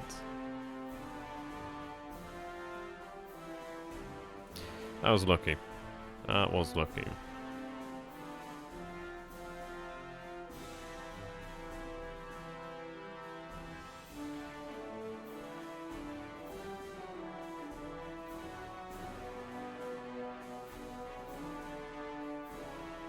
Right, here we go.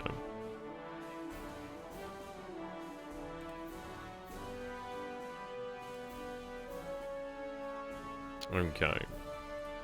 So, we know he's got the Blenheims, we know he's got Buffalo, we can see that he's got the Hurricane 2B Trops, we got the P-40E Warhawks here as well. We can see that obviously our aircraft went in there at 16,000 feet. Group patrol altitude 15,000, 20,000. So he's running the Buffalo 15,000, he's running the Blenheim 1Fs at 15,000, he's running the Hurricane 2Bs at 20, 25, 26,000 feet. Okay.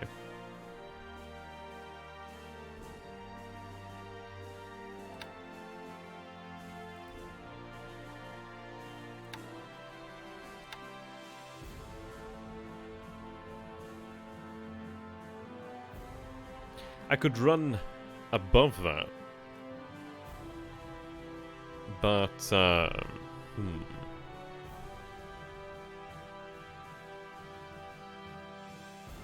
I might run above that, actually. It would be nice to have that diving bonus.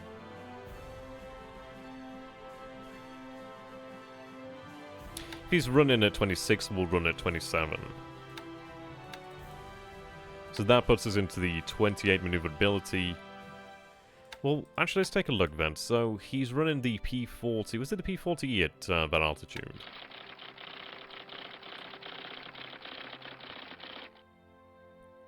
We'll see what the actual... Right, 26,000 feet, P-40E. Let's go ahead and take a look then. So, aircraft, allied aircraft. I'll go find that then.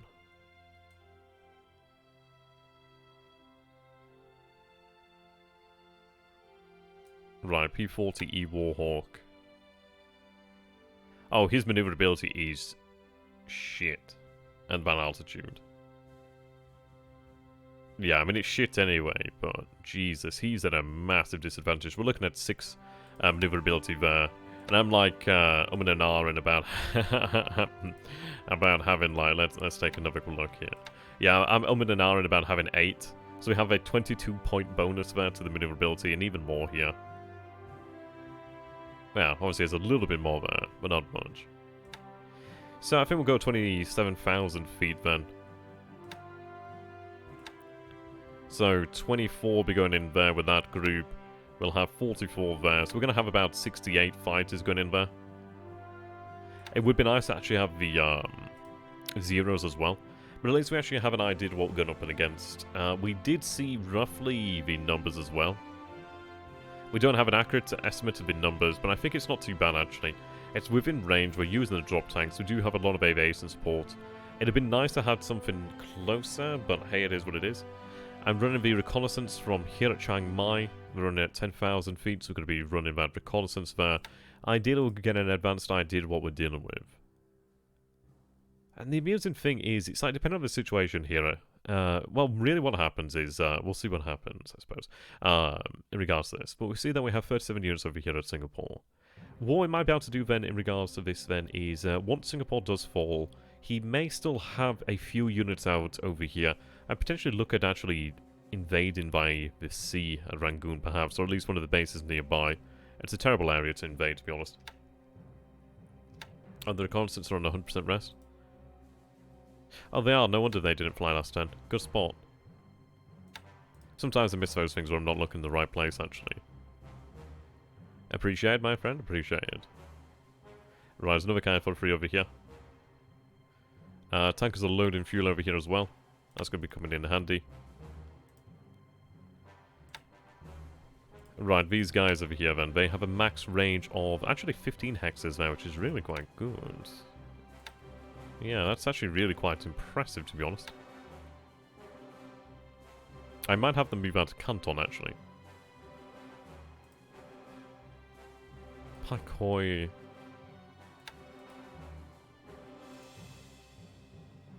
Right, Canton does need a larger garrison. To be fair, I'm going to stop building fortifications here because that's sucking up supply. How you doing there, Carl?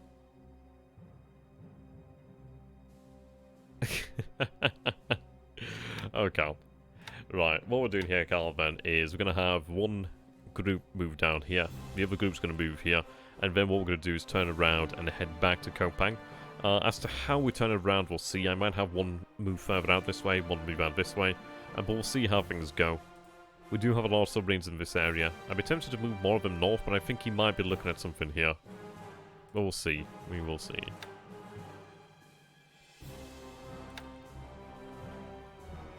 Right. So, over here to Kotobaru then. Actually, let's take a look. What do we actually have over here at Kotobaru? Right, I do need more aviation support actually. I think I might take some of these additional guys here.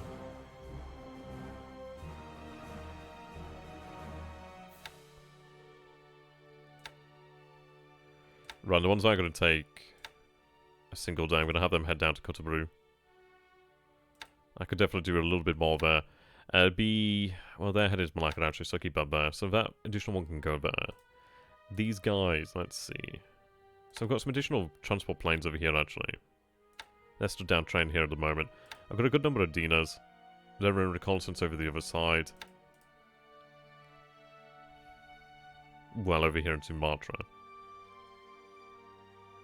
So you can see the airbase is actually still damaged here. He has supposedly 4 units with 1,600 men in total.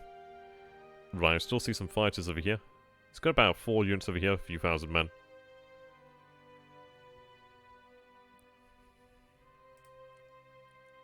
Okay. So I'm going to rebuild that unit. It'd be nice to have it elsewhere, to be honest. Would be nice. But where would I want to actually have it? I could potentially position it along here. Might be worthwhile having it moved to Bangkok. At least then I do have additional reconnaissance. I do have the Dinas over here that are reconnaissance over this way.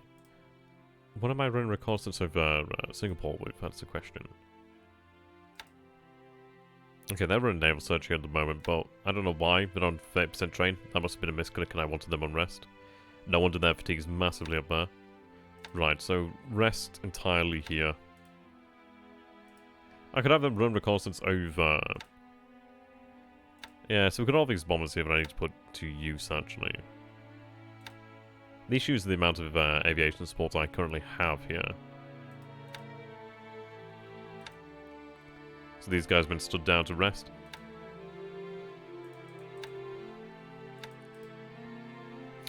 Once we are more assured of him not having fighters in the area, then I think we will look at actually having the Ki-21s. They're in a position now where they're actually burning off that fatigue. I may have some of them actually head out here to Bangkok, depending on the situation, to actually aid us against Rangoon. But I think what I'm going to do here then, let's see, reconnaissance over Langsha.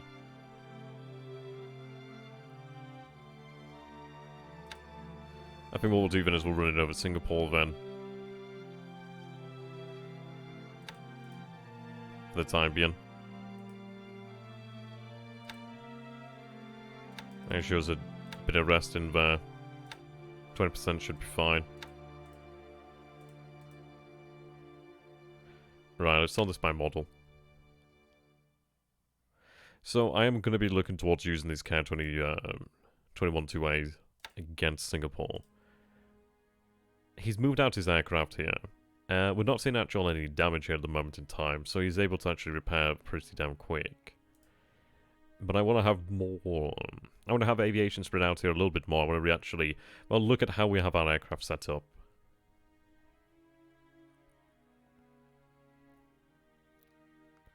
Right.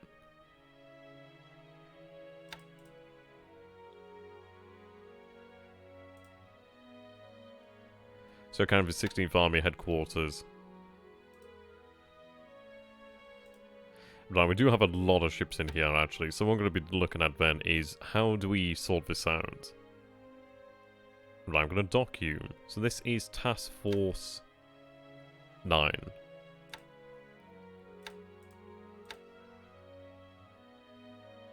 So I'm going to take 2 of these guys. Well, actually, we'll take all 3. They're docked anyway, so it doesn't particularly matter. They're not going to be attacked. And so that's going to be another task force here in this central area. In the port of Kendari.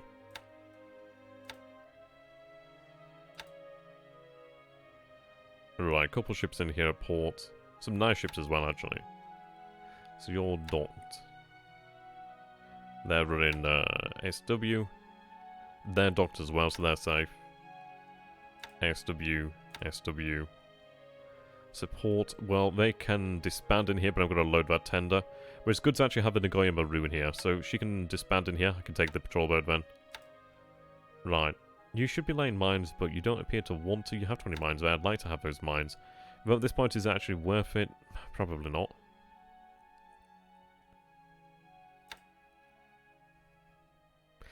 I think I'm moving the 9th Koi over here, aren't I?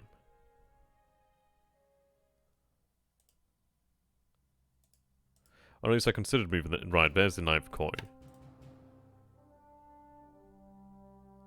See, I'd like the base at Namala. I do have a 7th JAAF Koi. I've got the 3rd over there. What I'll do then is I'll take the 7th actually and have the 7th transferred over here to Namala. So let's see. Amphibious. APD's okay. They don't have a huge amount of range, but they still have sufficient range. So what we'll do then is... let's check out the 7th then. I think they're aboard another ship, aren't they? Yeah, they are aboard another ship, no wonder. So I've got elements here of the 9th. There's no SLF there. Task Force 9-6.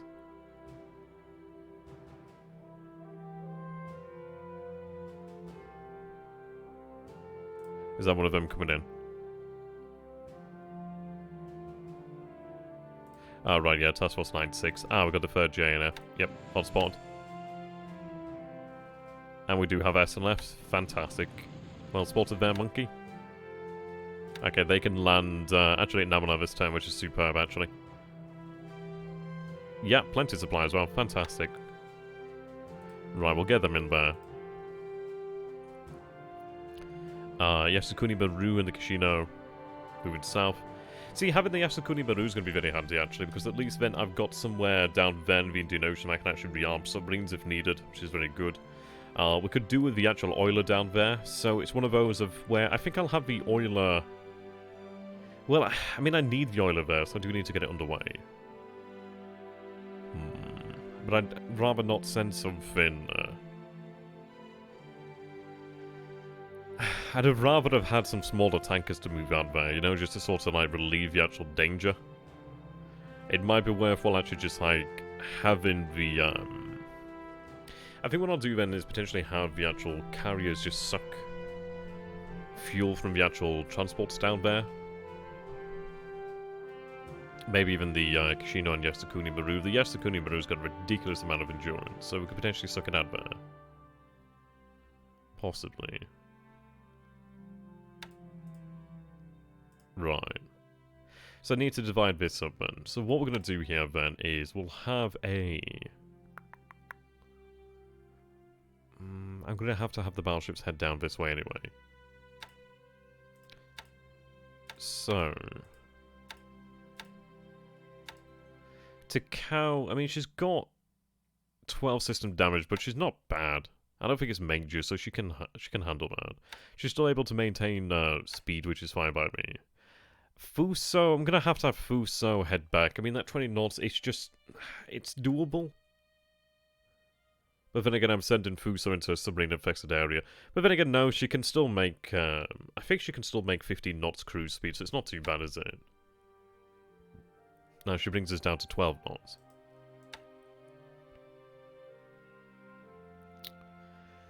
That was the biggest pain in my life, having that bloody destroyer collide with Fuso. Or Fuso collide with the destroyer. Whichever way.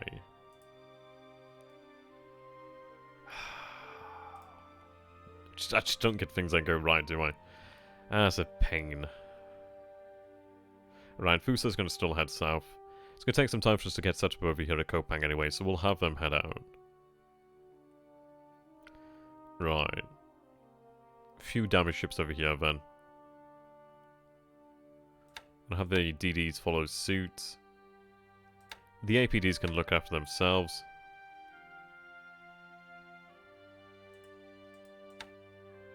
Right. What we'll do then is have them meet this task force. So merge. Oh, well, they can't merge, but I can have them follow them. How you doing there, pirate? So what we'll do then is we'll have them on free reaction. He rage quit. Nice. Right, okay. So they're going to be met by the actual surface force there, which is going to consist of the battleships. Yeah, I mean, they can still make it in 2 days, so it's nothing to worry about there. These assets over here are going to head to Kendari. Though saying that, let's see. It might be worthwhile to actually head towards Babaldawab. Port size of 3 over here to turn at. Port size 2. Well, what I'm going to do then is actually have them head towards Ternat. So, we're going to head out here then at cruise speed, which is going to be painful. Though saying that, I could potentially leave just one escort with them and take the other APDs elsewhere. I still have use of the APDs, they still have a bloody mission after all.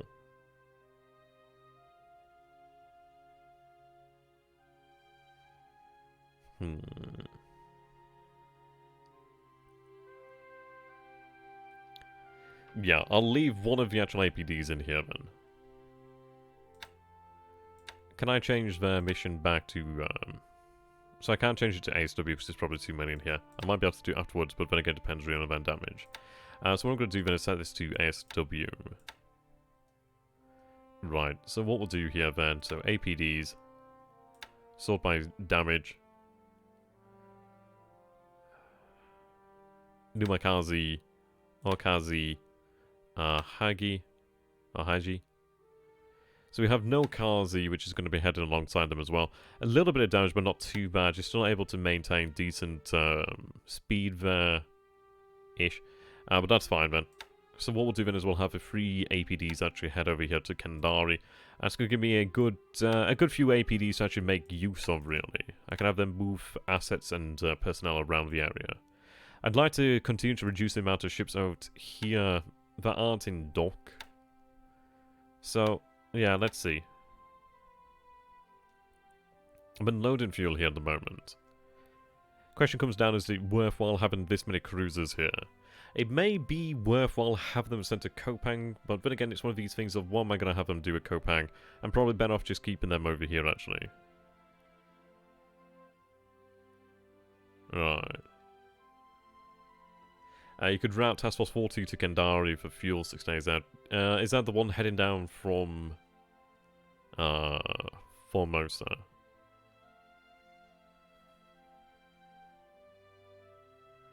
Yeah, I mean, this is my worry in regards to the oiler. I think what we'll do then is we'll keep the oiler over here. I think it's just, it's too... Like, I'd love to get it to Kopang, but then again, it is, I think it is risky. Eastern Mindanao, okay. I can send some actual tankers out. Well, I can send actual transports, cargo ships out that way.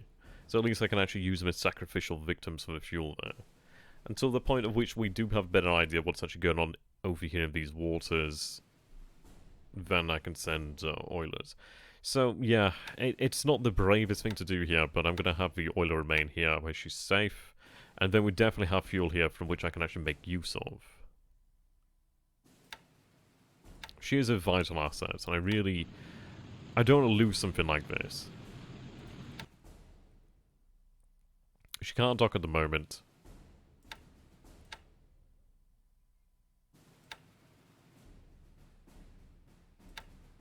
Supply would be nice. Right, they're currently docked. What we're going to do is undock them.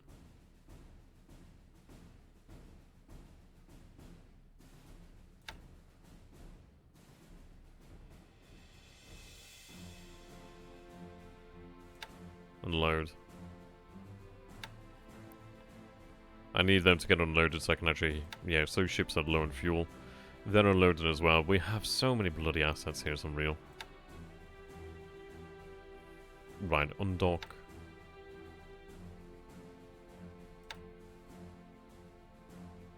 I've had unloaded as well. Ah.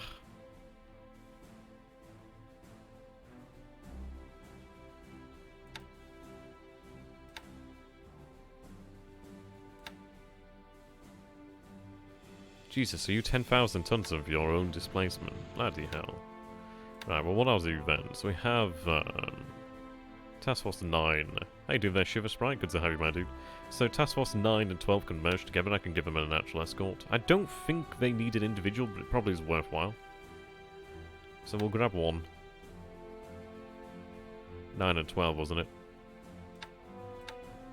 Right, there we go. I mean, this is the issue when you have so much trying to unload all at the same time. So at least I can dock the actual oiler. So that actually does give us that level of safety with the oiler. So at least we have fuel here, which is what we need. These guys are on naval attack at the moment. We didn't spot anything last turn. Fatigue's not too bad, so I might actually change things around here. 10% rest, 20% search.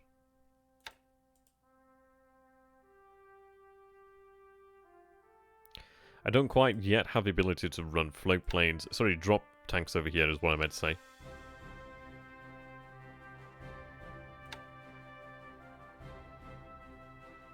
Not yet. I don't think he's actually going to be attacking here anytime soon, so I'll go for 30% at all. I'm saying that is actually detection 6 out of 10 here. Is that my own detection?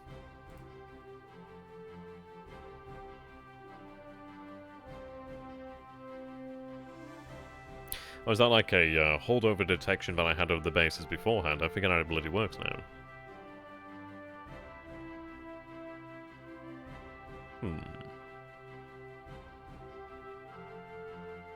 Well, I don't think he has that much in the way of assets to actually throw at us. He might. We know that he has a few assets over in Java, but the thing comes down to range, really, doesn't it?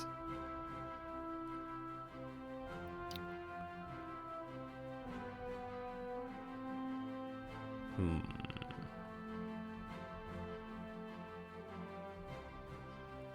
Well, I think we'll be fine there. 20% combat air patrol, still a fair whack. 10% rest, and that's fine. These guys, I'm gonna have them... it's one of these, like, do I have them continue to unload? Because that means that they will... There'll be another bombardment. I suppose we have to have them unload, because, frankly, there's nothing else that they can do here. It's basically unload or do not unload. I could potentially have the heavy cruiser on surface combat, but then again, it's one of these things of, well, what's you gonna bloody well do? You're running naval search. I'll have you run naval search as well. I could have them actually run like a combat air patrol, to be honest. Which might be potentially worthwhile doing so. I've got the KF-431Bs over here. The irritating thing is I can't split this unit at the moment. Right. Ah, it's like that, isn't it? Yeah, I always forget about that. Fatigue's low, which is good. I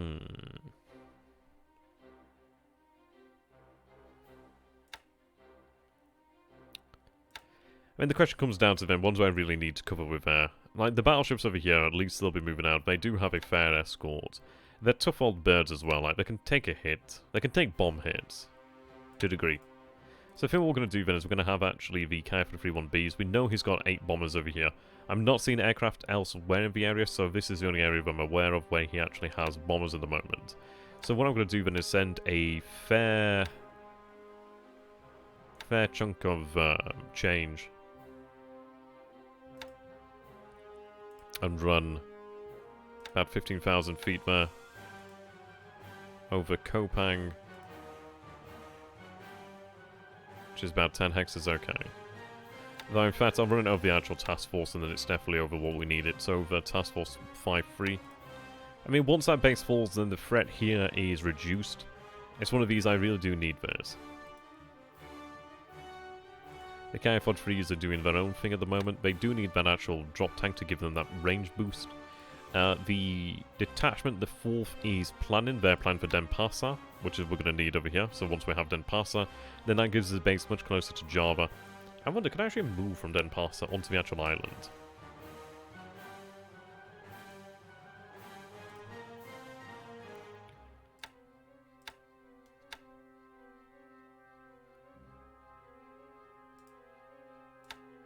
I don't think so. I think I'd have to... I don't know, maybe. But I doubt it, and I reckon I'd probably have to get... I don't know, it's in a weird position. I don't know if it's on this island or whether it's on Java. I don't...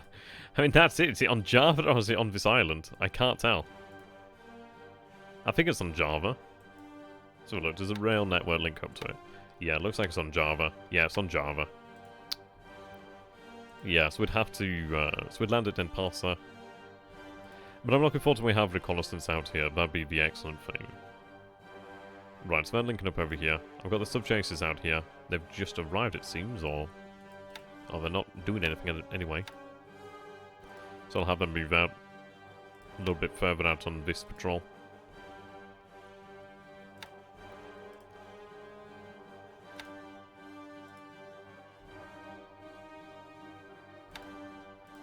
Right, we do have reconnaissance over here then.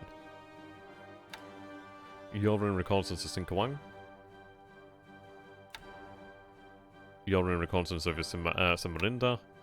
You're in reconnaissance over Balapapan. The interesting thing is he has moved out his air power from here. Previously he did have some bombers here, but he's since moved them out, which is interesting. As far as I can tell, the actual garrison over here at Balapapan is actually manageable. I should be able to deal with that. Even easily, well, more easily so at Samarinda as well. We are going to be gearing up for landing on Borneo in the near future, actually.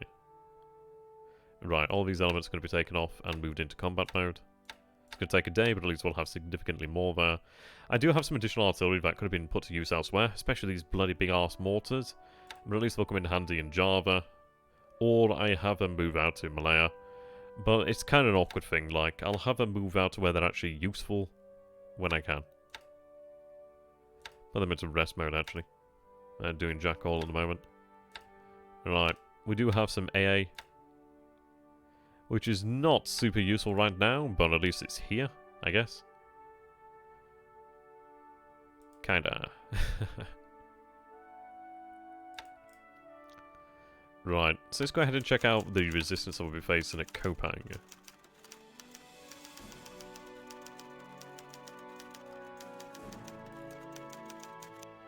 A fair few losses there, 6 squads, which is unfortunate.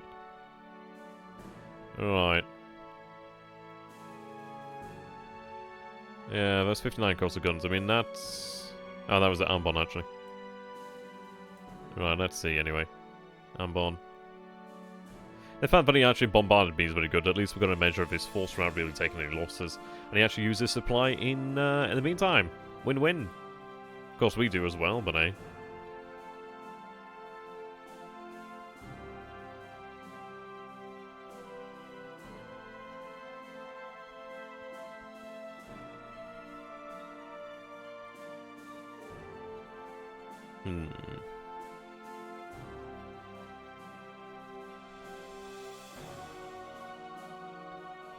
We're looking about 96 there, so we do have enough force. It's just one of those things of where obviously I'd like to... Yeah, I'd like to bombard it once again. So once we actually have the AKE in position, then at least we can actually bombard once again, which is going to be great. I just need to continually soften up the defenses at Ambon, which will work out well for us.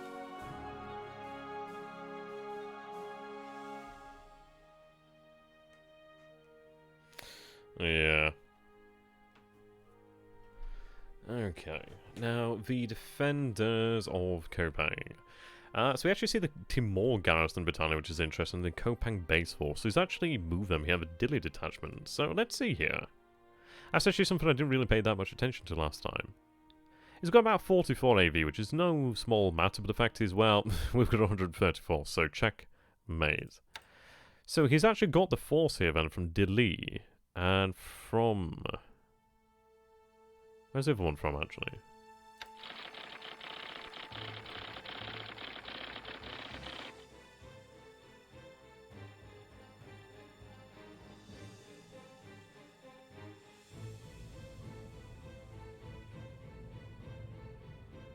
Where is it? Okay.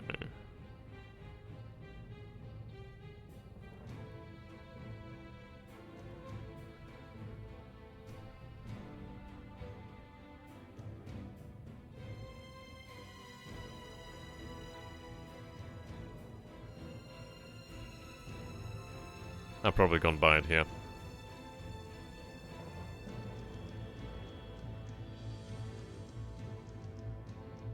I am blind as a bat after all.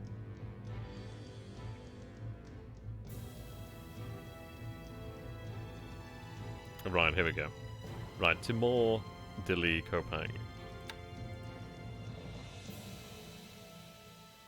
So I guess this is just based out here at Kopang then, so it's not its actual own base as such.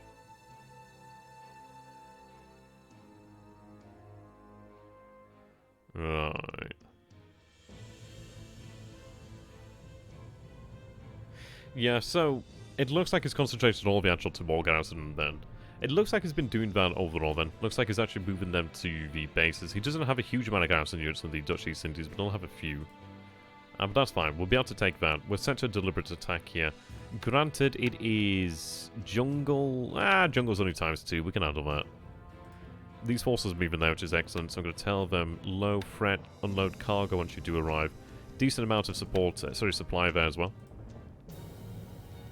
Escorts are moving out. Time it's allowed. Normal threat threshold, they're following them. Right. You're the ASW unit moving out. Low threat threshold, just get the hell out. So we should be able to save them. That unit's going to land over here, which is going to be great. So what I'm going to do then is set them to absolute to make sure they do not run, as I need them to land. So they are set to unload cargo, which is brilliant. Their home port is actually going to be Bombardwab, but they're not going to be headed to Bombardwab. Sorry, to Kandari. Right, you're over here. I'm going to have you disband the Chogai for the time being. Destroy Minesweeper. What the hell do I do with it? Gonna have it move down here to Kandari, I guess. It'll come in handy, I suppose, for mines. Put it onto ASW for the time being.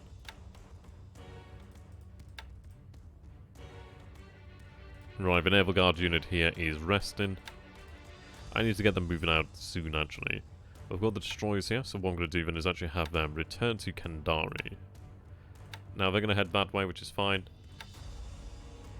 So what I'll do is I'll put them on SW.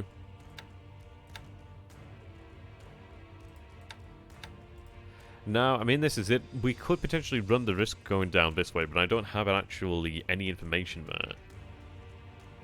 So probably not so wise.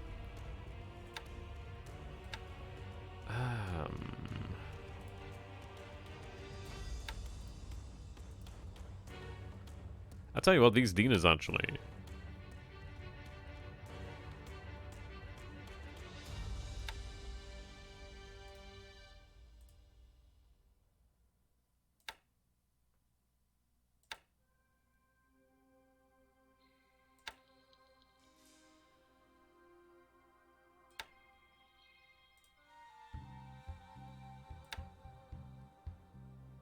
Can't break that unit up. Right, fatigue's not so bad, it's only on the pilots, really. You can actually be made into a larger unit there.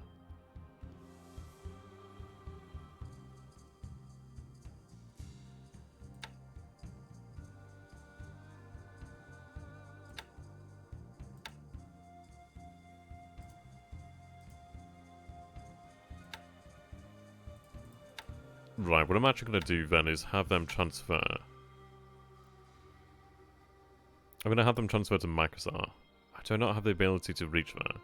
3rd Air Division. It might be purely the range issue actually there. So I can move out at most to 29 hexes. Surely that's enough range, isn't it? Ah, you wouldn't think actually that was that far. Ah, it's rather surprising actually. So I suppose, yeah, just run reconnaissance over Singapore then, that's fine.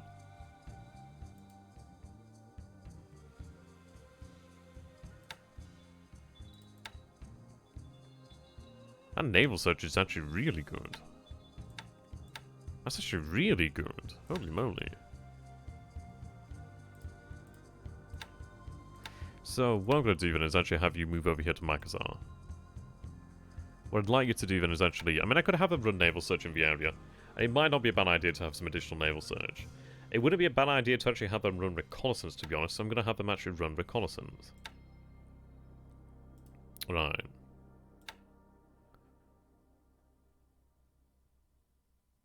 It's one of these, really, isn't it? Where do we want to be running reconnaissance over first? It might be worth running it over Surabaya, considering that's his big one over here. We did see that he had assets over here. I mean, it might be worthwhile to run reconnaissance over the actual bases that we're looking towards, but I think we'll run down this way.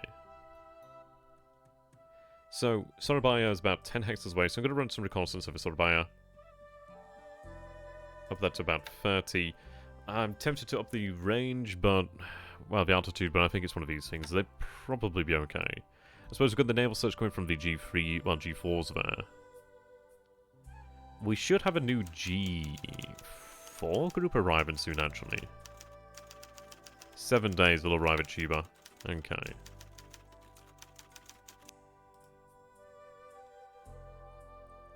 I mean, this is it. I don't... was it worthwhile bringing the 16th Army? I guess it'll be kind of handy when we move over to Java.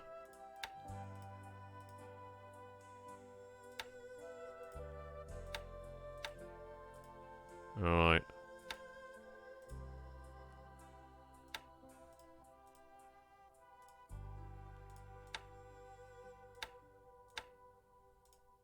Yeah, it's been a pain in my ass with these submarines so far. At least we don't have to worry about that as much. So they're moving in there, they're going to carry that supply.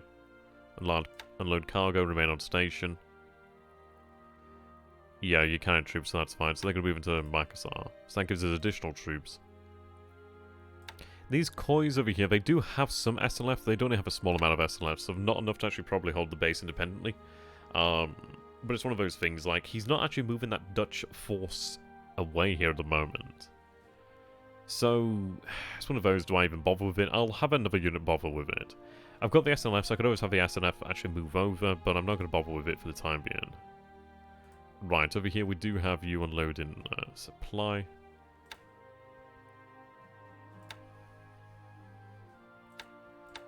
There's a number of actual engineers I need to get moving out here, so I'm going to have you dock. You do have that torpedo boat. I might have a torpedo boat actually move out this way, to be honest, perfectly honest.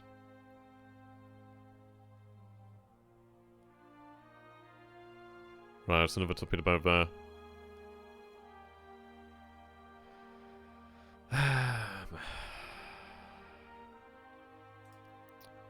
Right, so this is the actual paratroopers, isn't it? Yeah, the 1st Raiding Regiment. Now, as far as it goes, I'm one of the 1st Raiding Regiment out here in the Dutch East Indies. I suppose it is handy to have some paratroopers in each of the theatres. I mean, we did previously have some here, but I've since moved them out. Is it worthwhile having them out here? Is it likely that he's going to have a base that's undefended that we can actually land paratroopers at? I mean, potentially so, but it's one of these things of, is it likely? Maybe not, but I have no idea. Is it worthwhile moving the paratroopers into a theatre where we don't really have a use in mind for them? Because as far as it goes with, like, Java, I don't know, it's hard to say really, isn't it?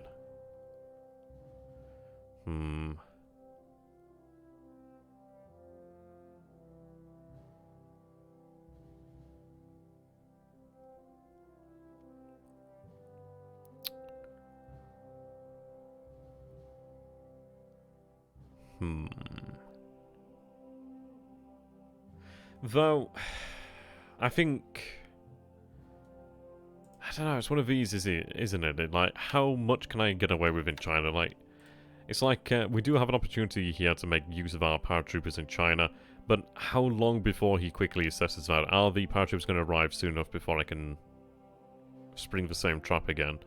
It's one of those, isn't it? Not particularly likely. So, I might have them continue to head into the Dutch East Indies. It's going to take them some time to arrive anyway. So I think we'll have them continue to head in there. I could have the torpedo boat Kalmar actually meet up with them.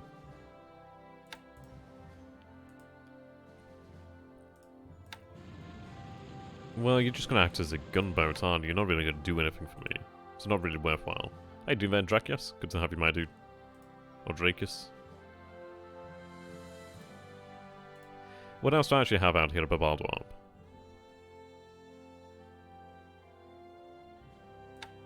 I might use some of these assets as fast transports, actually. Can the torpedo boat actually function as a fast transport? Does it actually have the ability to carry anything?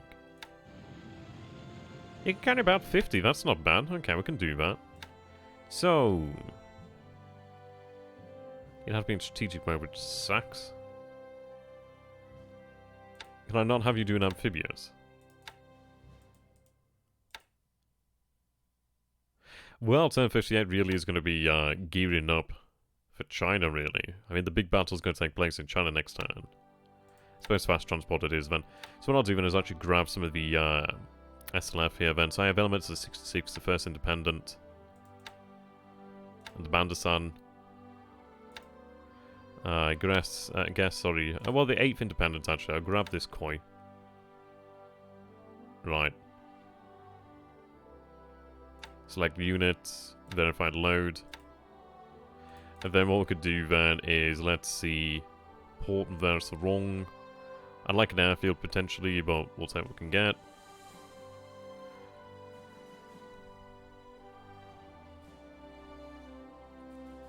I'll have them take the port over here, it's the wrong then, I guess.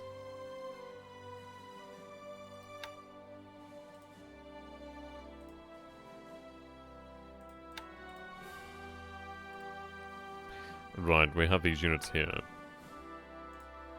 Not much I can do with them at the moment.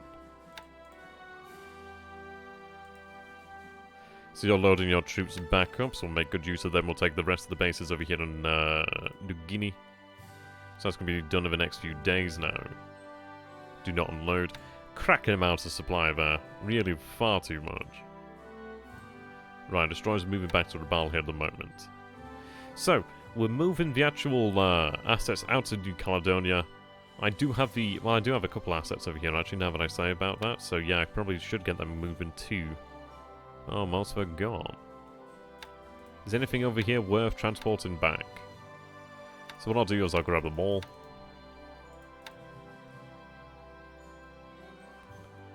Share that fuel out. What do we have here then? I mean, this is it. It's one of these things of would it be worthwhile moving a base force here? I'm going to say no for the time being. I've got these elements over here, but the thing is, it's like, where do I really want to move them? I'm going to say I can't really do too much with them at the moment. So what we're going to do then is we're going to have these forces head back to Truck.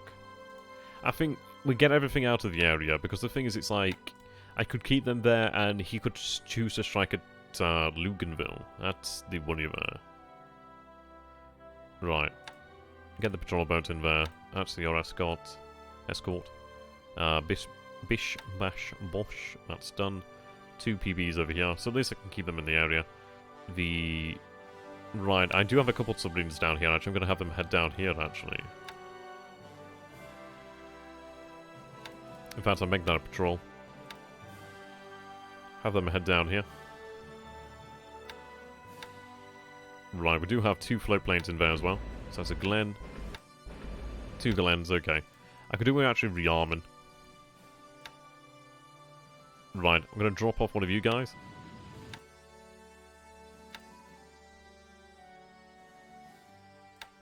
Drop you off. No mines in you, actually, but I suppose it's still something. Right, I suppose we'll... I mean, I do need to have a tender here, don't I? So, well, we've already got a tender here, then. So I think we'll have them head down to Comac. Though saying that... is it worthwhile?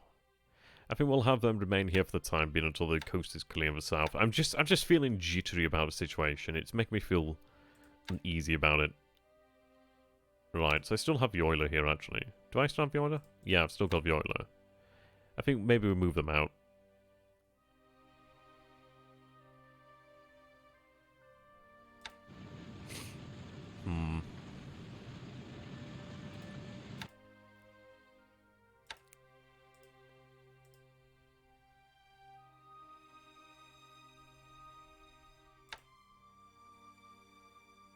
Right, these guys are an ASW and they haven't seen anything as of yet, so... I don't know whether that submarine's buggered off or not. Oh, he has, maybe he hasn't.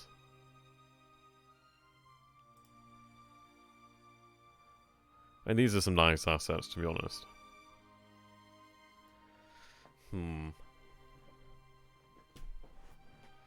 Whoops. Call my desk there.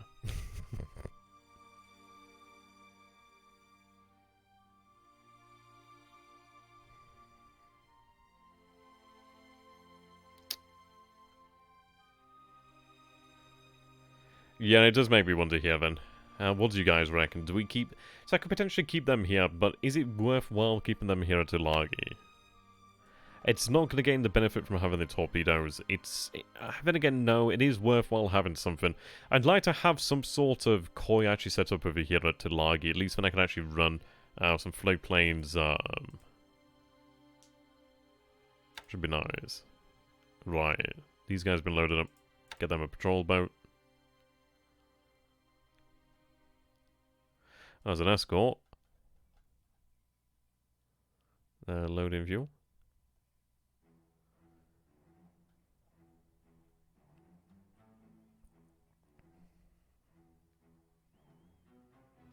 Looks like an escort.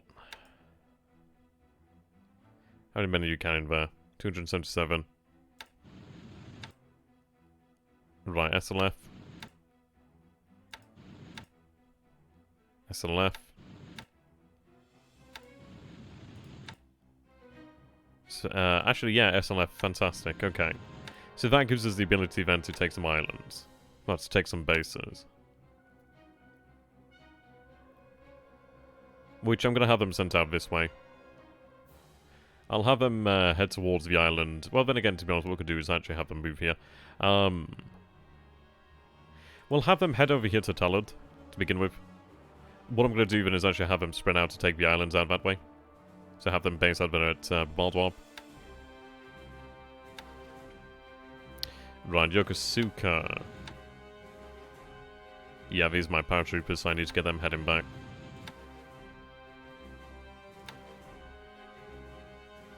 Do we have a destroyer that can go back and...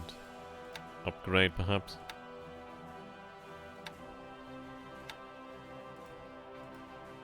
Does not look like it.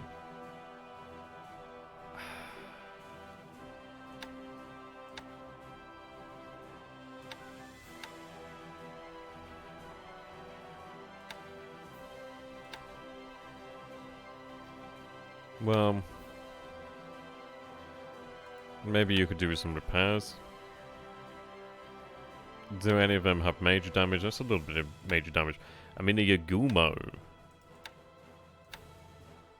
There's it.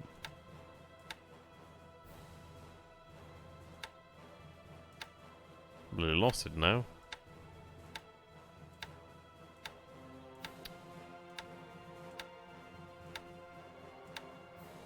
I was here somewhere.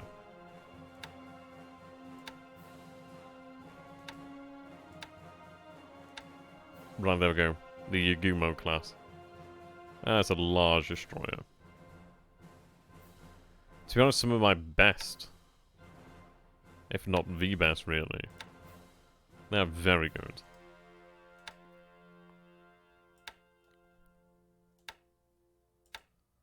Endurance, the AA, really quite nice destroyer. I don't really have many that need too much. I might have you actually head back. So I'll have you escort them back. At least then you can actually go and take on some repairs. I'm going to have you head towards Shanghai.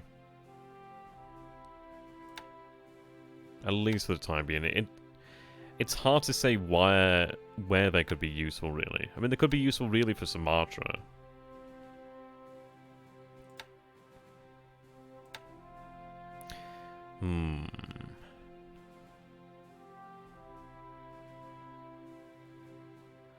So we'll say Saigon then.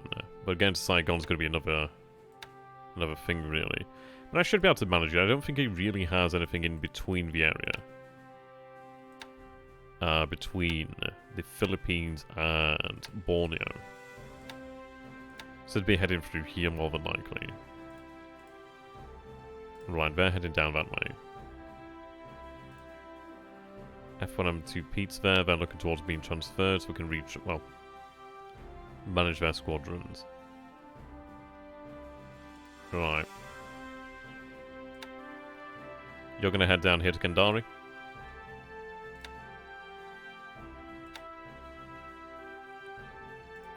Though I'm going to have the big boy actually head probably to Baldwar or elsewhere. You're worth about 19 points, so it's one of those things that really I don't want you to have you blown up on me. Right, you're looking for an escort to actually come and pick you up. So I could do with having you move to Malaya. Base forces moving. That's really fast. It might be worthwhile actually having a base force over here at Davao. I'm going to say have them sent to Davao.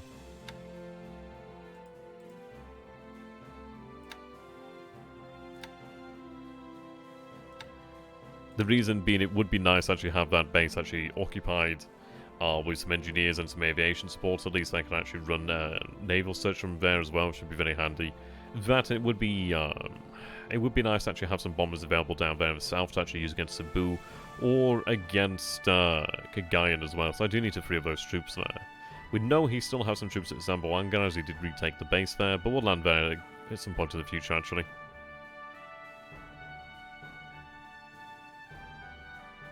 Right.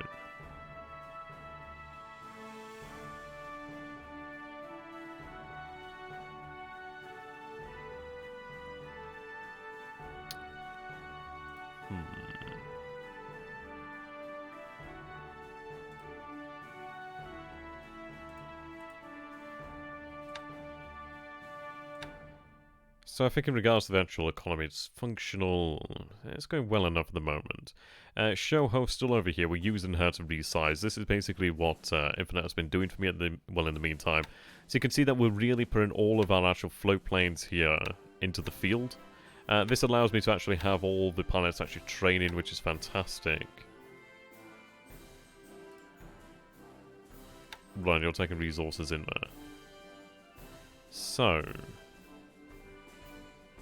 they're moving out. Right, the additional artillery has arrived here, so what I'm going to do then is place them into rest mode. Then at least I can actually identify the ones that are going to be moving out here.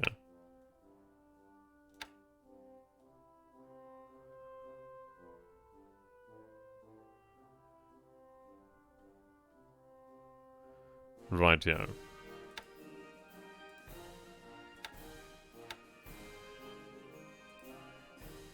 So they're going to shock attack next turn. Then these troops will be freed up to move in. So they're in rest and movement. So these guys can just go into rest. They can cancel that move. Right, the engineers are active here. It's nice to actually have some vehicles, but I would like to get them out before it's too late.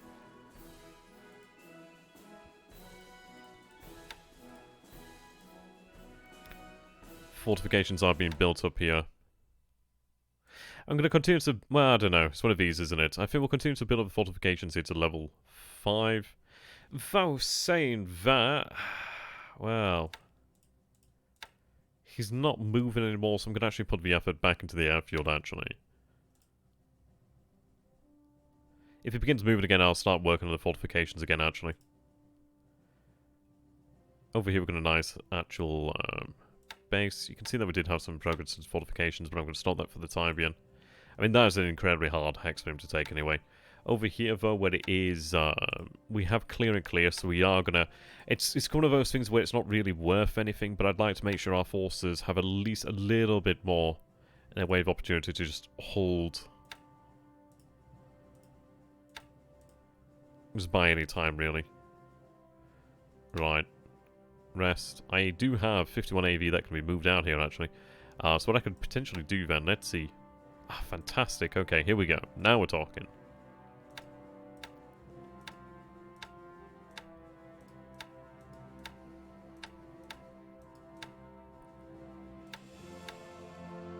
Right.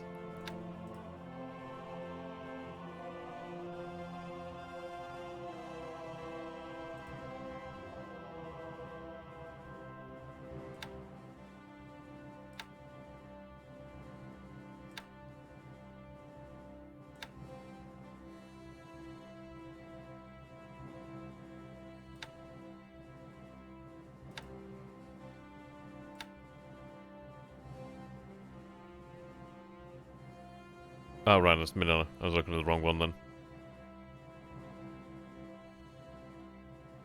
Saigon's complaining.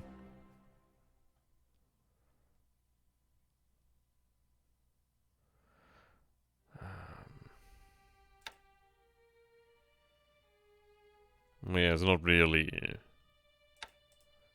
It's more so like how I can actually make more effective use of my forces here then, isn't it? I mean, speaking of that, let's see. So we do have these forces out here then. Moving that out.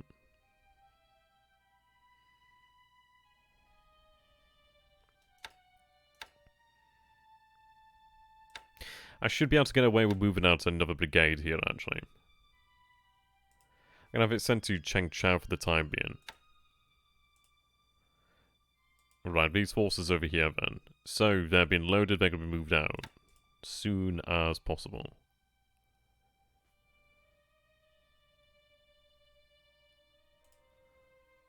Right, you're moving those forces, which is good news. Head into Comrade Bay. Right, loan's now complete, so they're going to be moving out to Bardwam.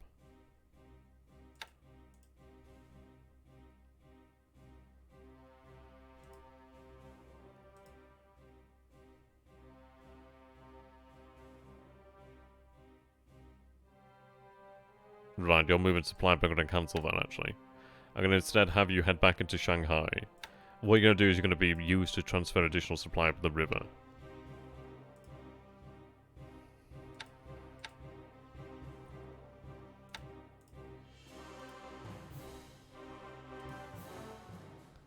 Right, once you arrive at Shanghai, I'm going to say you're up on a continuous supply, so at least I'll be able to join them.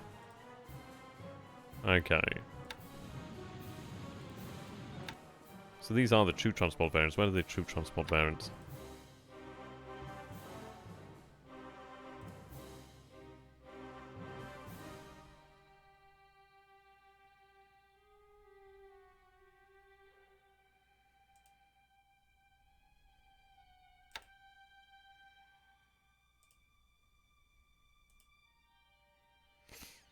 Hmm.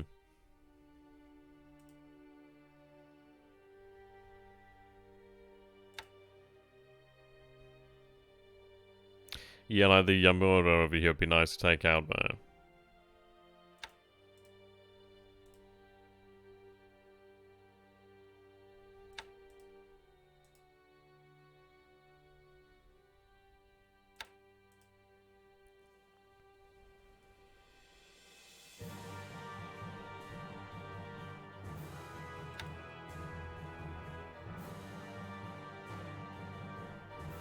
Right, I'm going to use them to move out the different elements that can be used elsewhere.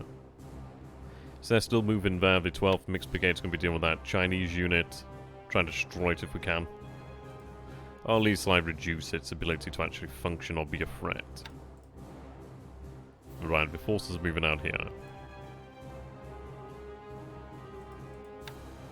104th is marching back. So what we're going to do here then is, let's see.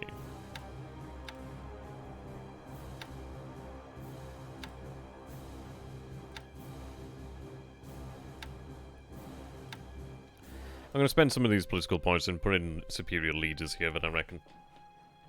I think it might be worthwhile to actually have that. So what I'm going to do here then, let's see. We're looking at some of the actual forums here. I'm going to look at the guide in regards to the leaders actually. I'd like to make sure we have some superior leaders in here.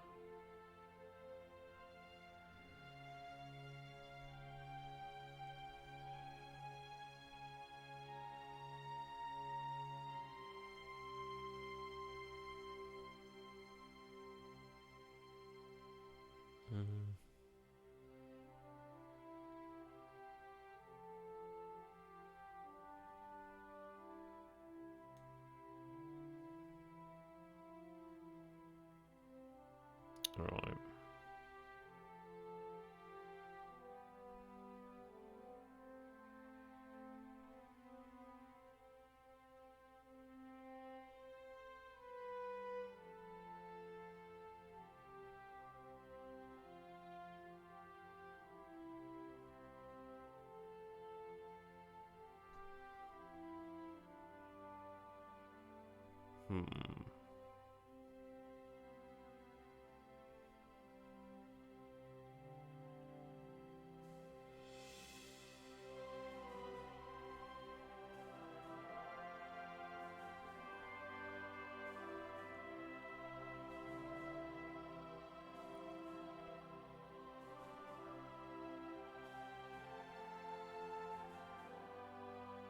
So we're looking with somebody that has decent inspiration, land, and admin.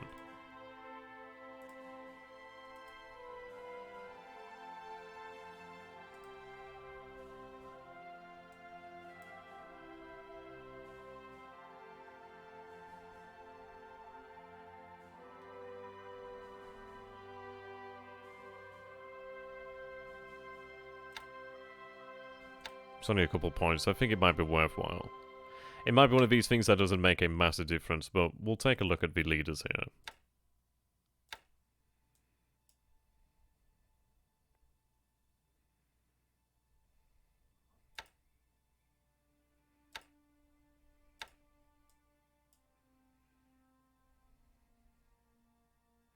I suppose we'll have, there's a lot of divisions here, so we're not going to be able to, like, fine-tune it as such. I'll just see what the actual leaders are like. If they're too low, then I'll change them.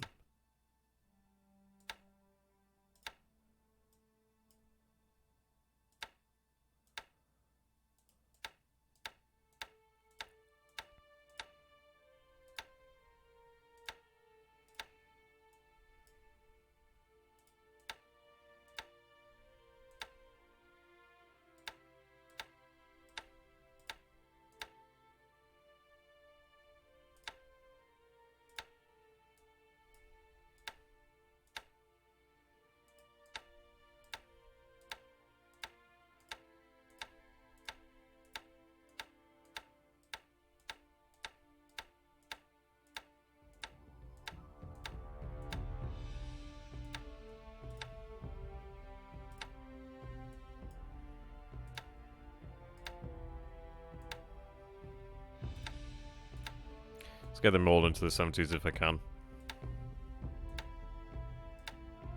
69 would be alright, actually. Let's set 68 as well.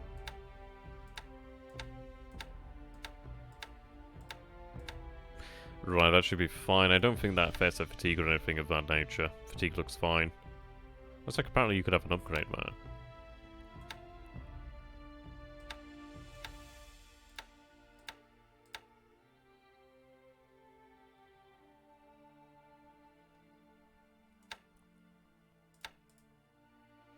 Look at the actual commanders here, then see if we can have any superior commanders.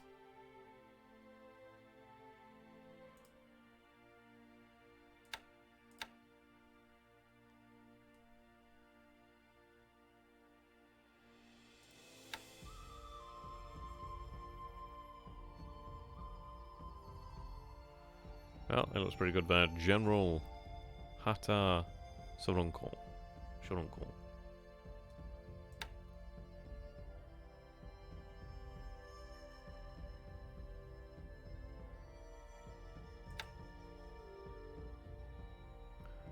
Yeah, he's bad.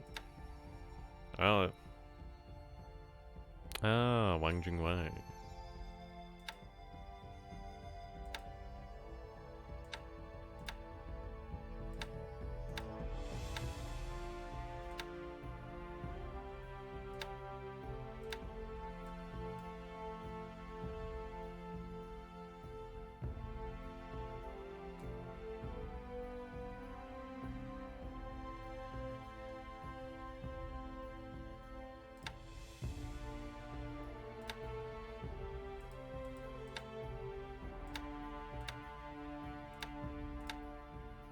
Okay, that'll do.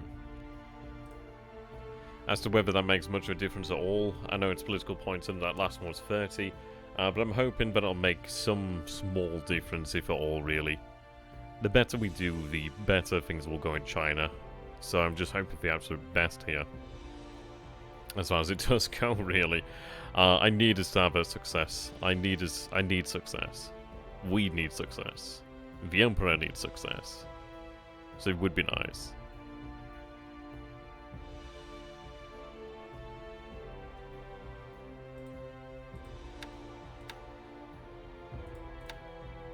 I'm going to make sure everything is going to be combatant here.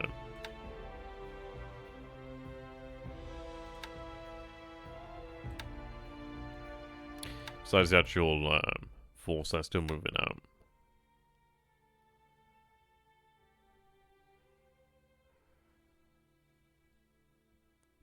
No, in fact, I'll have them in combat mode for the time being.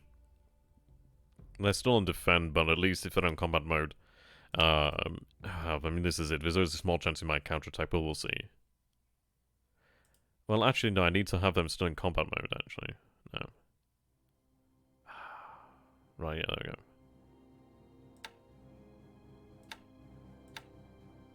Shouldn't really matter, should it? So that's an army command. It's got a command radius of 5, so it's not really exactly needed here.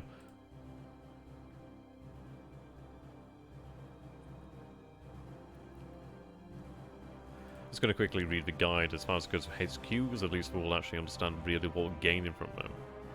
So, if there is a core HQ present, the command HQ is within 2 times its range, it provides a bonus of up to 90% of the assault value of the attacking units. Alright.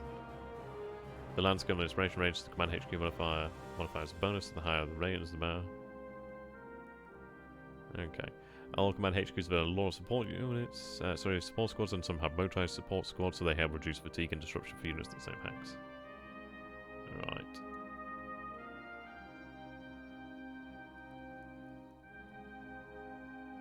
Alright. Helps with ground combat. Ground units in range can gain up to 10% bonus of their assault value, whether attacking or defending.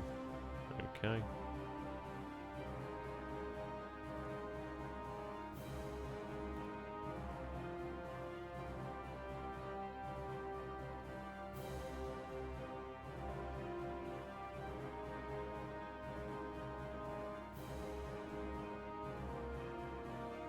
Okay.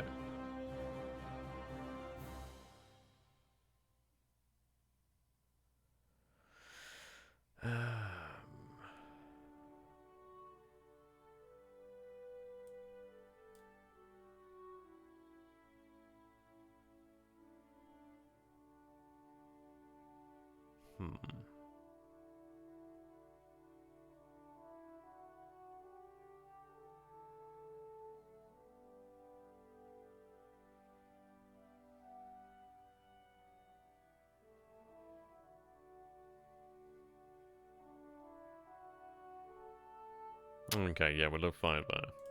I didn't see anything that was going to be of massive use. So, yeah, wow. We are gearing up over here in China. Can't wait, to be honest. But what I'm going to be doing then is actually moving the Ki-57s over into China. So I'm going to have them both set to rest here. I'm going to have them transfer to Luchao. There we go. It's one.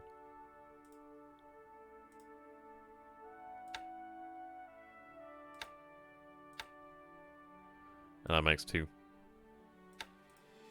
So aviation support is going to be on its way to Luchao.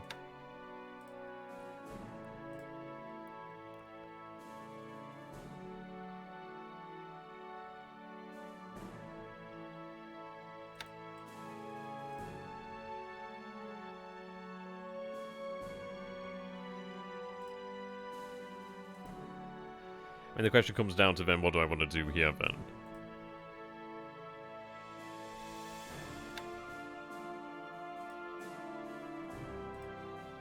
Alright, they're continuing to move out here. Good.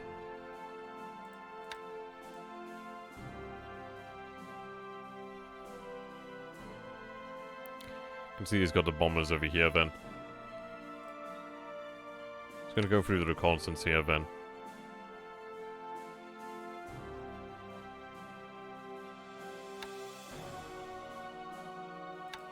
As far as it goes, actually, I'm going to set no rest of reconnaissance. I just need them to fly out this turn if I can.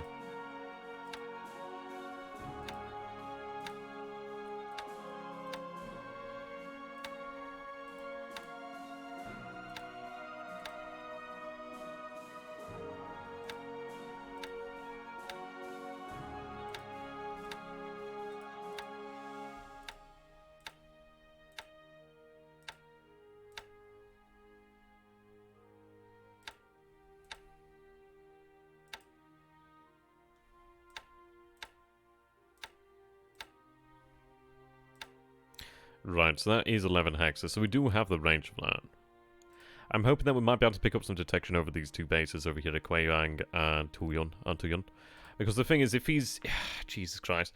If he doesn't have anything there, then my God, we'll take advantage of that as soon as we possibly can. It's going to be a very interesting turn next turn. It's going to be a very bloody turn as well, ladies and gentlemen. I've got to stress that it is going to be a bloody turn. There's no two ways about it. It is going to be, in fact, throwing ourselves against a fortified position. It is going to hurt. It is going to cost us thousands of men. There's no two ways about this, and this is a reality. This is normality. No ways past that.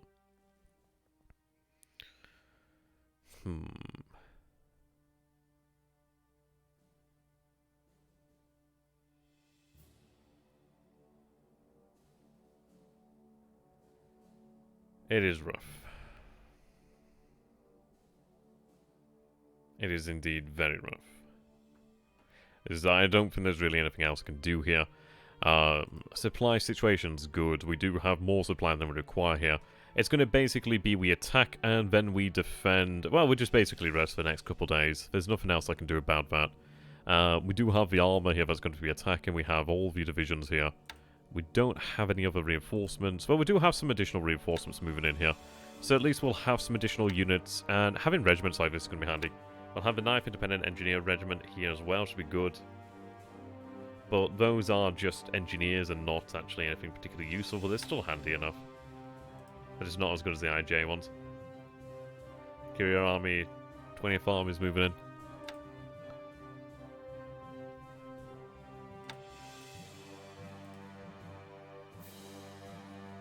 34th is in position here.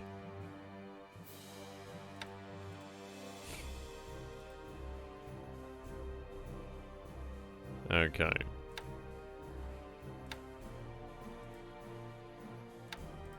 Can you tell me what the star by the unit name is?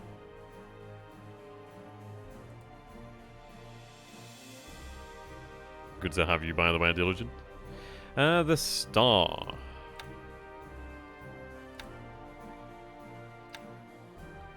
You know, I'm not entirely sure. I'm sure if you actually put that into the one of the Pacific, I don't know, one of the rooms there, like the questions room or the actual main room, I'm sure somebody will be able to help you out on that one. I'm not entirely sure what it actually does mean, to be honest.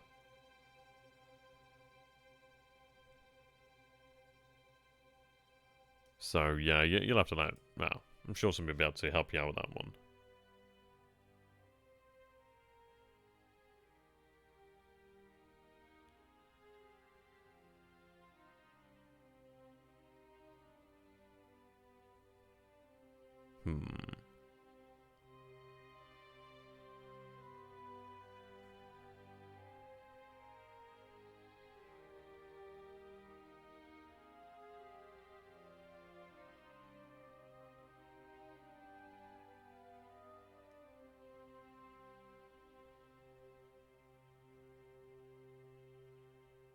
Yeah, I was trying to think. So I was replying to a message here at the moment.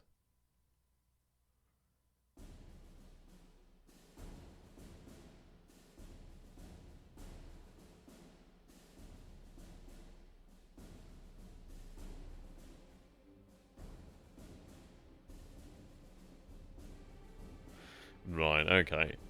Yeah, I can't seem to find anything here on a cursory glance through the actual forum, so we'll have to wait and decide upon that one. It's going to be a crazy turn next turn. It's going to be crazy. Right, veteran escorts of a Changsha, that's fine. We haven't seen the Flying Tigers, I do not know where they are. Maybe they'll come visit us, I'm not entirely sure. I do have some MC-21s over here, actually. Well, that's handy, at least I can make use of these guys. They do have 12 range, but that's... yeah, I can make use of them.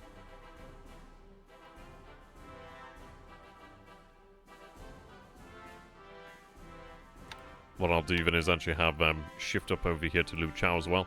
And the more that we have, the better, really. Well, the flying... I mean, he's had the Flying Tigers. I mean, it's not just one squadron. I think it's like 3 or more or something. We've seen them all over, really. We kind of kicked the butts of the one in China.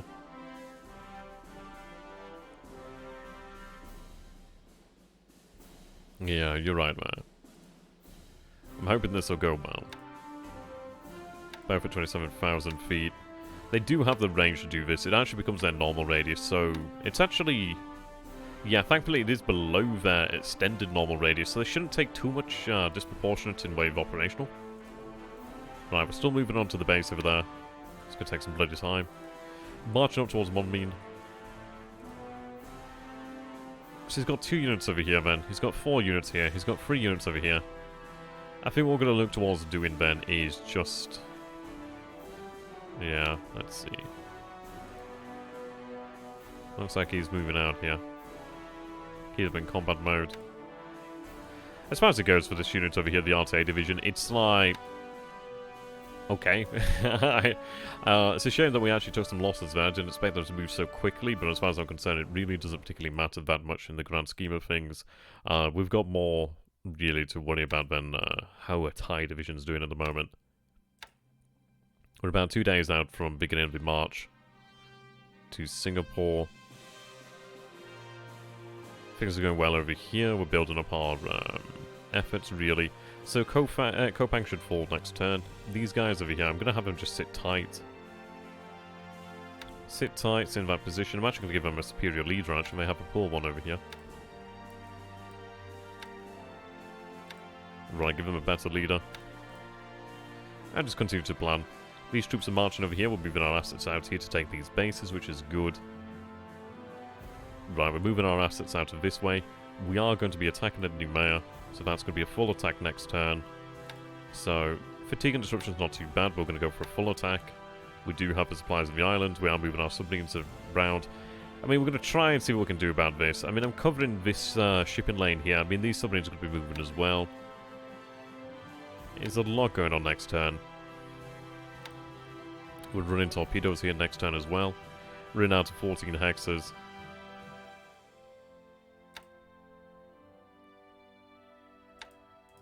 Yeah, the good news is the actual fleet, Third Air Fleet is in position.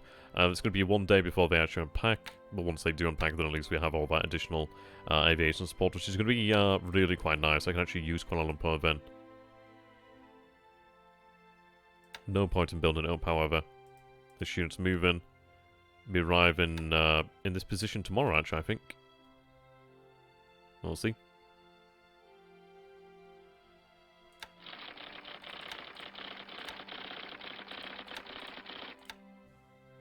Right. Yeah, indeed, the K-21. That's wish you had more of them.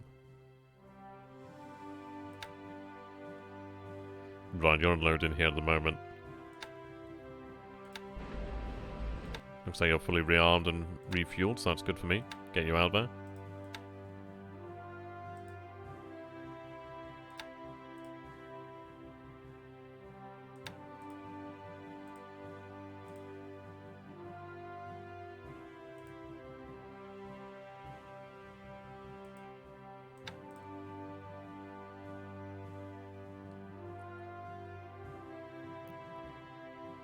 Right, they're leaving. Just looking at overcast.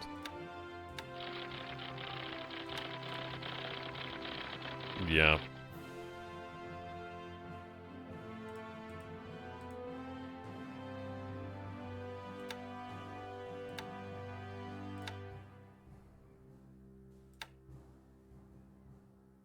Port expansion is going well. It's taking time, but it is getting there.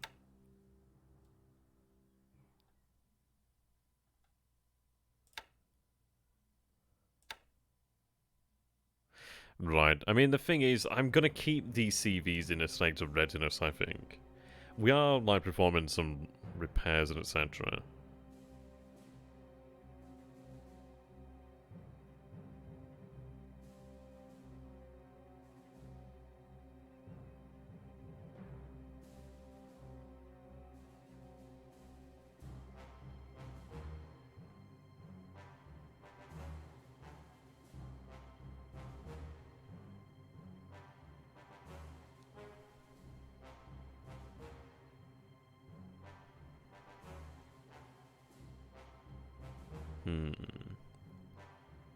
I think you can go 3 above the normal. Can't remember. I think it's about 3 above the actual normal that you can improve things. So, yeah. Oh, so that's the outfield. Yeah, you'd be right there. But 7's fine.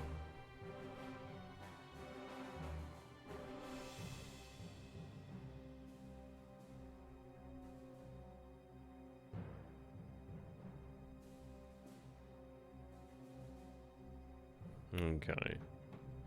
We've got all our aircraft over here, so they're currently stood down to rest. And they're training at the moment too.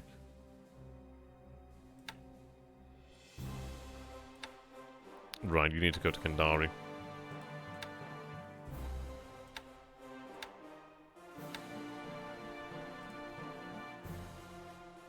Reachable at the moment. Oh, right, yeah. Kind of did that last time. Well, this is it. I mean, Truck is our main logistical base in the area. It really is. I can't really say that there's really anywhere else that would be worthwhile.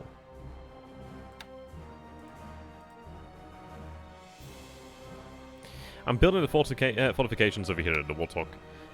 The reason being in the Warthog is one of the principal bases he's going to be looking at taking, so I'm looking towards like preparing it, so I can just put a small unit in there and at least like have it covered. Same for Manus. Manus is one of those other islands. The reason is it can improve that airfield quite dramatically. So I mean that could be a 5, 6, 7, 8. That's a big base. Right. Just way, way, way too much supply. To be honest, what I'm going to do is take this supply and probably have it pushed down here to Buna. But at least we do have plenty of supply. It's about 5,332 tons there of supply at Buna at the moment.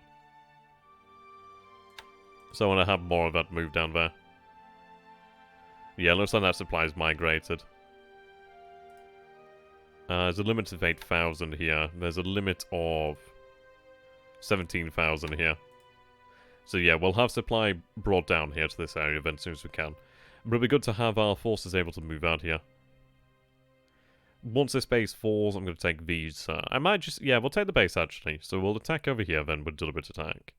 What I'll do is actually have these guys brought back to Rabaul. They can actually pick up the actual air HQ of the division and have them moved into Gazmata. Then the turn after. If they can do it all at once, that'd be great.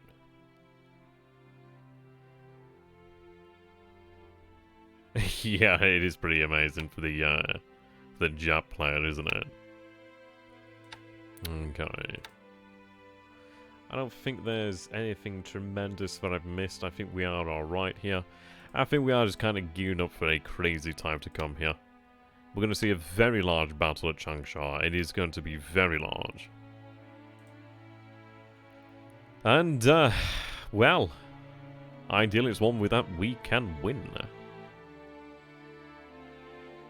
It's going to be scary, man. It's going to be scary. At least we actually do have these units over here.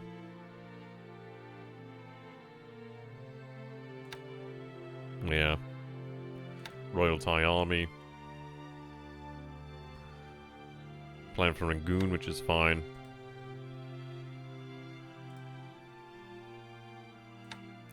These fellows are still resting. And the disruption will go away in time.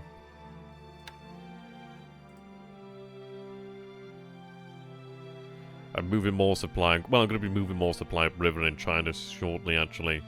The supply situation should sort itself out, obviously, as the supply usage increases here. But I mean, we're looking at, like, what, 7,140 free assault value here. It's going to be in, well, I suppose this is it. We're going to have the actual headquarters as well. I don't know how things are going to go. There is a lot of opposition at Changsha. There's a lot of opposition. There's no two ways about that. I think he was at like 5,000 AV or something like that. It's hard to say. He might have been at 6. I don't know. It's hard to say. But then again, I mean, 7,000. Jesus Christ. It is a lot. We've got to hope for the best. And the mixed brigades might take a beating. This is one of those things of... sucks, but they're probably going to take an undue amount of beating. But then again, we do need all the vehicles. I suppose we just attack with everything in this attack here, really. We attack with everything and then we rest for a couple of days. The 3rd Division's going to be part of this. The 3rd Division's been smashed once before, but I need that 200 AV. I need their guns. I need their vehicles. I need it. It's going to be a big, big battle. The fact that we're attacking here with just absolutely insane amounts of numbers here.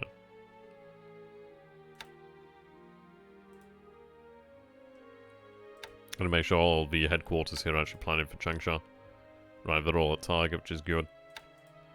Infantry is all at target. Armor's all at target. Artillery is all at target. Engineers are all at target. There we go. Yeah, we've got a few good generals actually, which is good news. Just gonna hope for the best. But I suppose the thing is, it's like, if we can... I mean, this is it. We're looking towards actually landing the forces, the paratroopers over here at this base at Chikiang or something. So, if we can actually have a good result over here at Changsha, that's going to make this entirely possible. Because then it's going to come to a point at which, well... we actually own this base over here. So then what the hell is he going to do? Because he's going to be in a very tough position. So he's going to be like, okay, well... the fight is taking place at Changsha, but if he stays at Changsha, he is going to be defeated.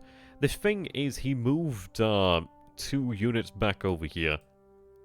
And the thing is, regarding that is, well, why? Because the thing is, it's like, if he was retreated, he should have retreated with everything, really.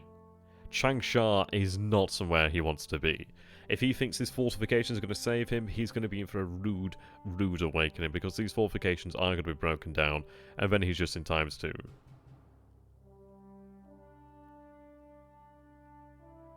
The fact is, we're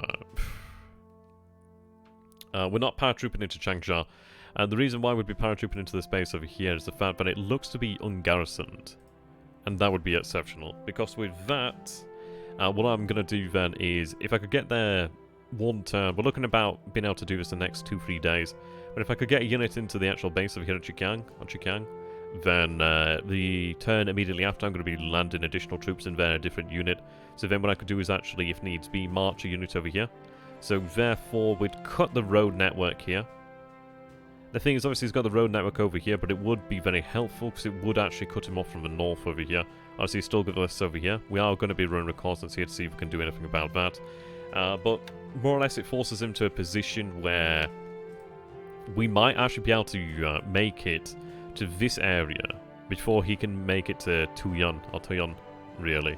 It's going to put him into a very difficult position, because the fact is, the only way he's going to be able to outrun us is by going to strategic mode, but even then it's still going to take him a little while. But when he's moving in strategic mode, he's going to be in a terrible position. So we need to basically break down the gates of Rome over here at Changsha, fight the battle, the second Stalingrad on the Yangtze here, fight that, and then once we are across the river here, then the tanks are moving at 30 kilometers or 30 miles per hour, well, 30 miles per phase, give or take. I think it's per phase. I can't remember if it's per phase or like entirety. It's one of those. I always get it bloody wrong. But yeah, he can't run away from us in this area because we have the tanks, we have that speed, we have 3 times his speed. So what we're hoping then is if we can take this base, it's just gonna help us be in a position where we can bypass this defensive line and then just, well, this is it. I think what I'd be looking at doing is marching a division or 2 divisions up north to Chikiang or some armor or something that could move quickly. Yeah, I believe you're correct about speed. Yeah, it's one of these firelights, isn't it? I think it's per phase. I think it's mitigated by disruption and fatigue, so it's never quite exactly what it is. So it's one of these, really. It is going to be a big battle. I'm just hoping that we might be able to bring about a general collapse in China. So the thing is, if he's, well, it's going to be unhinging him. He's going to be unhinged in this position. The fact is, he doesn't have a rail line to this base here, so if he doesn't actually have anything in this base, it's going to take him a long while to march there. This is all wooded rough terrain here, so he's not going to be making it there very quickly. If he doesn't have a unit marching there now, or in the immediate vicinity, he's not going to make it. If we're lucky, we can get a paratrooper unit there and blow China wide open, because the thing is, he's going to be... He may not even react, but that should be a good thing, because if he doesn't react, at least as far as we could tell, then he's going to remain in positions, and this is where we want him. This is where we want to fight the battles, and this open terrain. I mean, Changsha at ×2 with the fortifications, it's going to hurt, but the thing is I can move quickly through this. Once we do take Changsha, he's going to be forced back across the river, he's going to be further disordered, further fatigued, and the fact is we'll have a day or 2 or more to rest here and keep moving. Could he just pack his things up and strat redeployment back? Well, he can move via the rail lines in rail deployment, so in strategic redeployment. But the thing is, oh, they can use I didn't realise they could use roads for strategic movement. Well, that's interesting. But then again, I don't think it's still going to be able to move out that fast. So the thing is, he's got to expect this. And this isn't going to take place until after we've had the battle over here, actually. I didn't realise about the Allies. This is it. I really don't play the Allies that much. But it depends on how long it'd take him to get there. I don't know. Well, I have no grounds, really, to say how long it'd take him to move via strategic mode then on the roads. But the fact is, we're going to be in this base. If we take the base, then he's going to have to try and evict us from it. And, yeah, that's when the wooded rough turns against him. Wooded rough, obviously, being ×3 terrain, which is going to hurt. That's going to suck for him. Some K-27s over here, actually some Dinas as well, actually. 2-3A-1 Vals. They're on training. Put them on further training.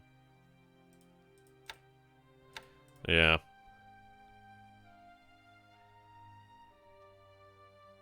Well, the thing is, he's got to... he's not doing it at the moment, really, as far as I can tell. It's one of those things, if he has prior knowledge, then sure, but the thing is, it's like, if I can... He might be able to move strategically via road networks, but if I can get the troops actually into the base, I'll be able to increase the number of troops in the base continuously then. And it's one of these things, I might not be able to move strategically via road, but I've got the clear terrain here, so I'm going to make good speed through this, so this is all clear. And this is treated as practically clear. So this is a really quick march to this position here. And then it's just crossing this one hex, and then into this hex here. And we should be able to make that. Yeah, no, you're right there, Diligent. But will have a shock attack here then to try and drive those Chinese forces out, and ideally destroy that unit. It's going to be very interesting. We do have these forces resting here.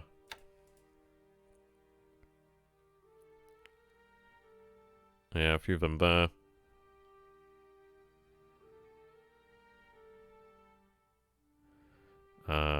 Teresa's, whatever you want to call them.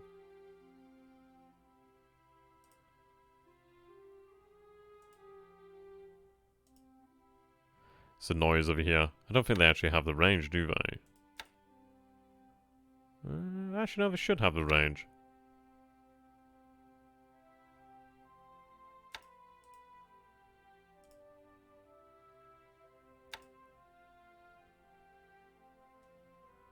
Yeah. We'll have the bombardments over here at Wankou in the near future, actually. At Ambon, we're going to continue to bombard once we're able to rearm. So these guys are heading for Kopang. They'll arrive in about 2 days or so. We'll have the base tomorrow, more than likely. So, lots to do, lots to hope for, lots to pray for. And I'm going to say a big tenno hiker banzai here, guys. Other things in regards to China strategies, it's one of those of where you've got to fight a human player, really. Because really, you can abuse the AI.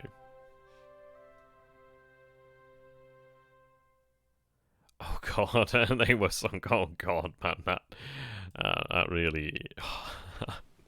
that sounds really harsh. That sounds really harsh, my dude. Right, let's make another backup here, and then I'll save the game. So...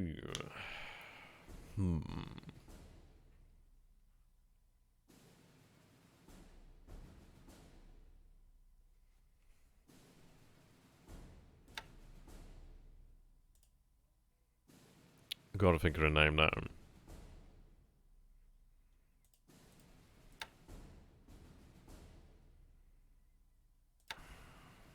It's a famous film, isn't there?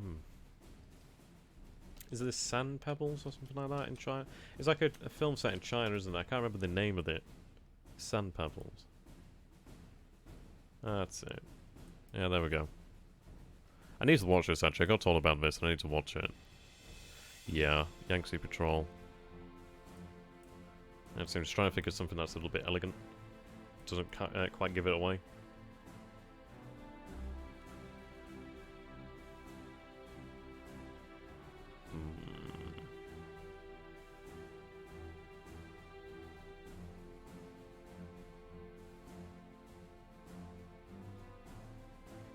No, I can't really make a thing about that.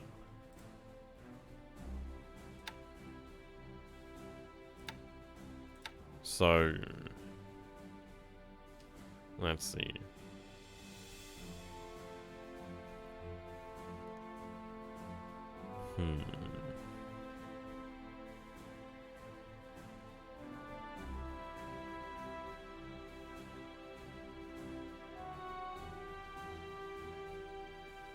I think hardest part is trying to decide a turn name, really, isn't it, sometimes?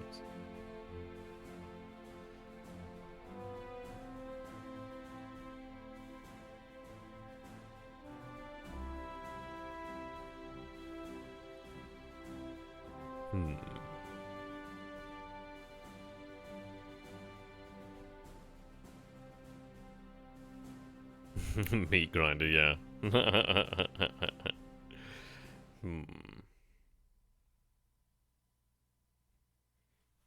Actually,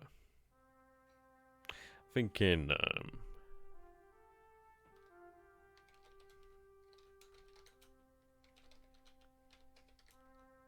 need to make sure I've got the name right.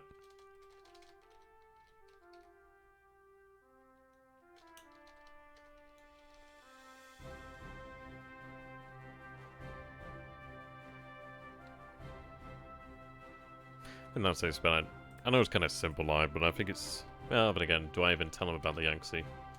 Nah, make it a surprise, actually. We'll make it a surprise. Yeah, I'd be telling him too much, really, wouldn't it?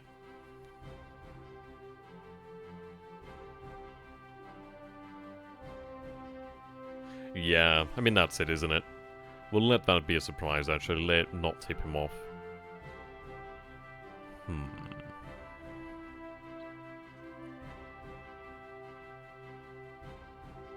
Yeah, it would be amazing if he was in movement mode, wouldn't it?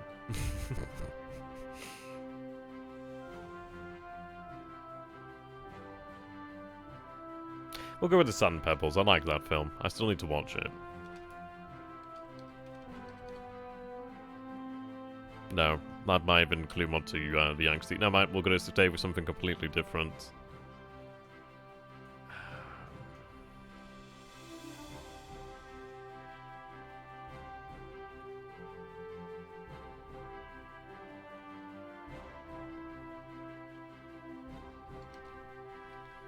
Okay.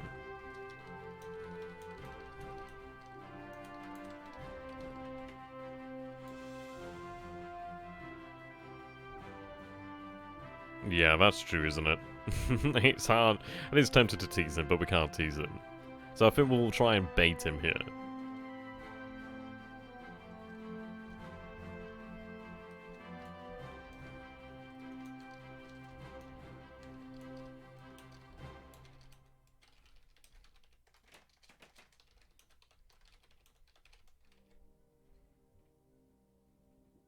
We'll go with that then. Will you save the men in Numea, or will the clock run out? Ideally that makes it think, oh well, we'll go and save Numea. We'll go with that then. Tells him nothing about China. Tempted to tease him, but this is it. I do want to really stress the point though, guys. It is going to be a bloody battle tomorrow.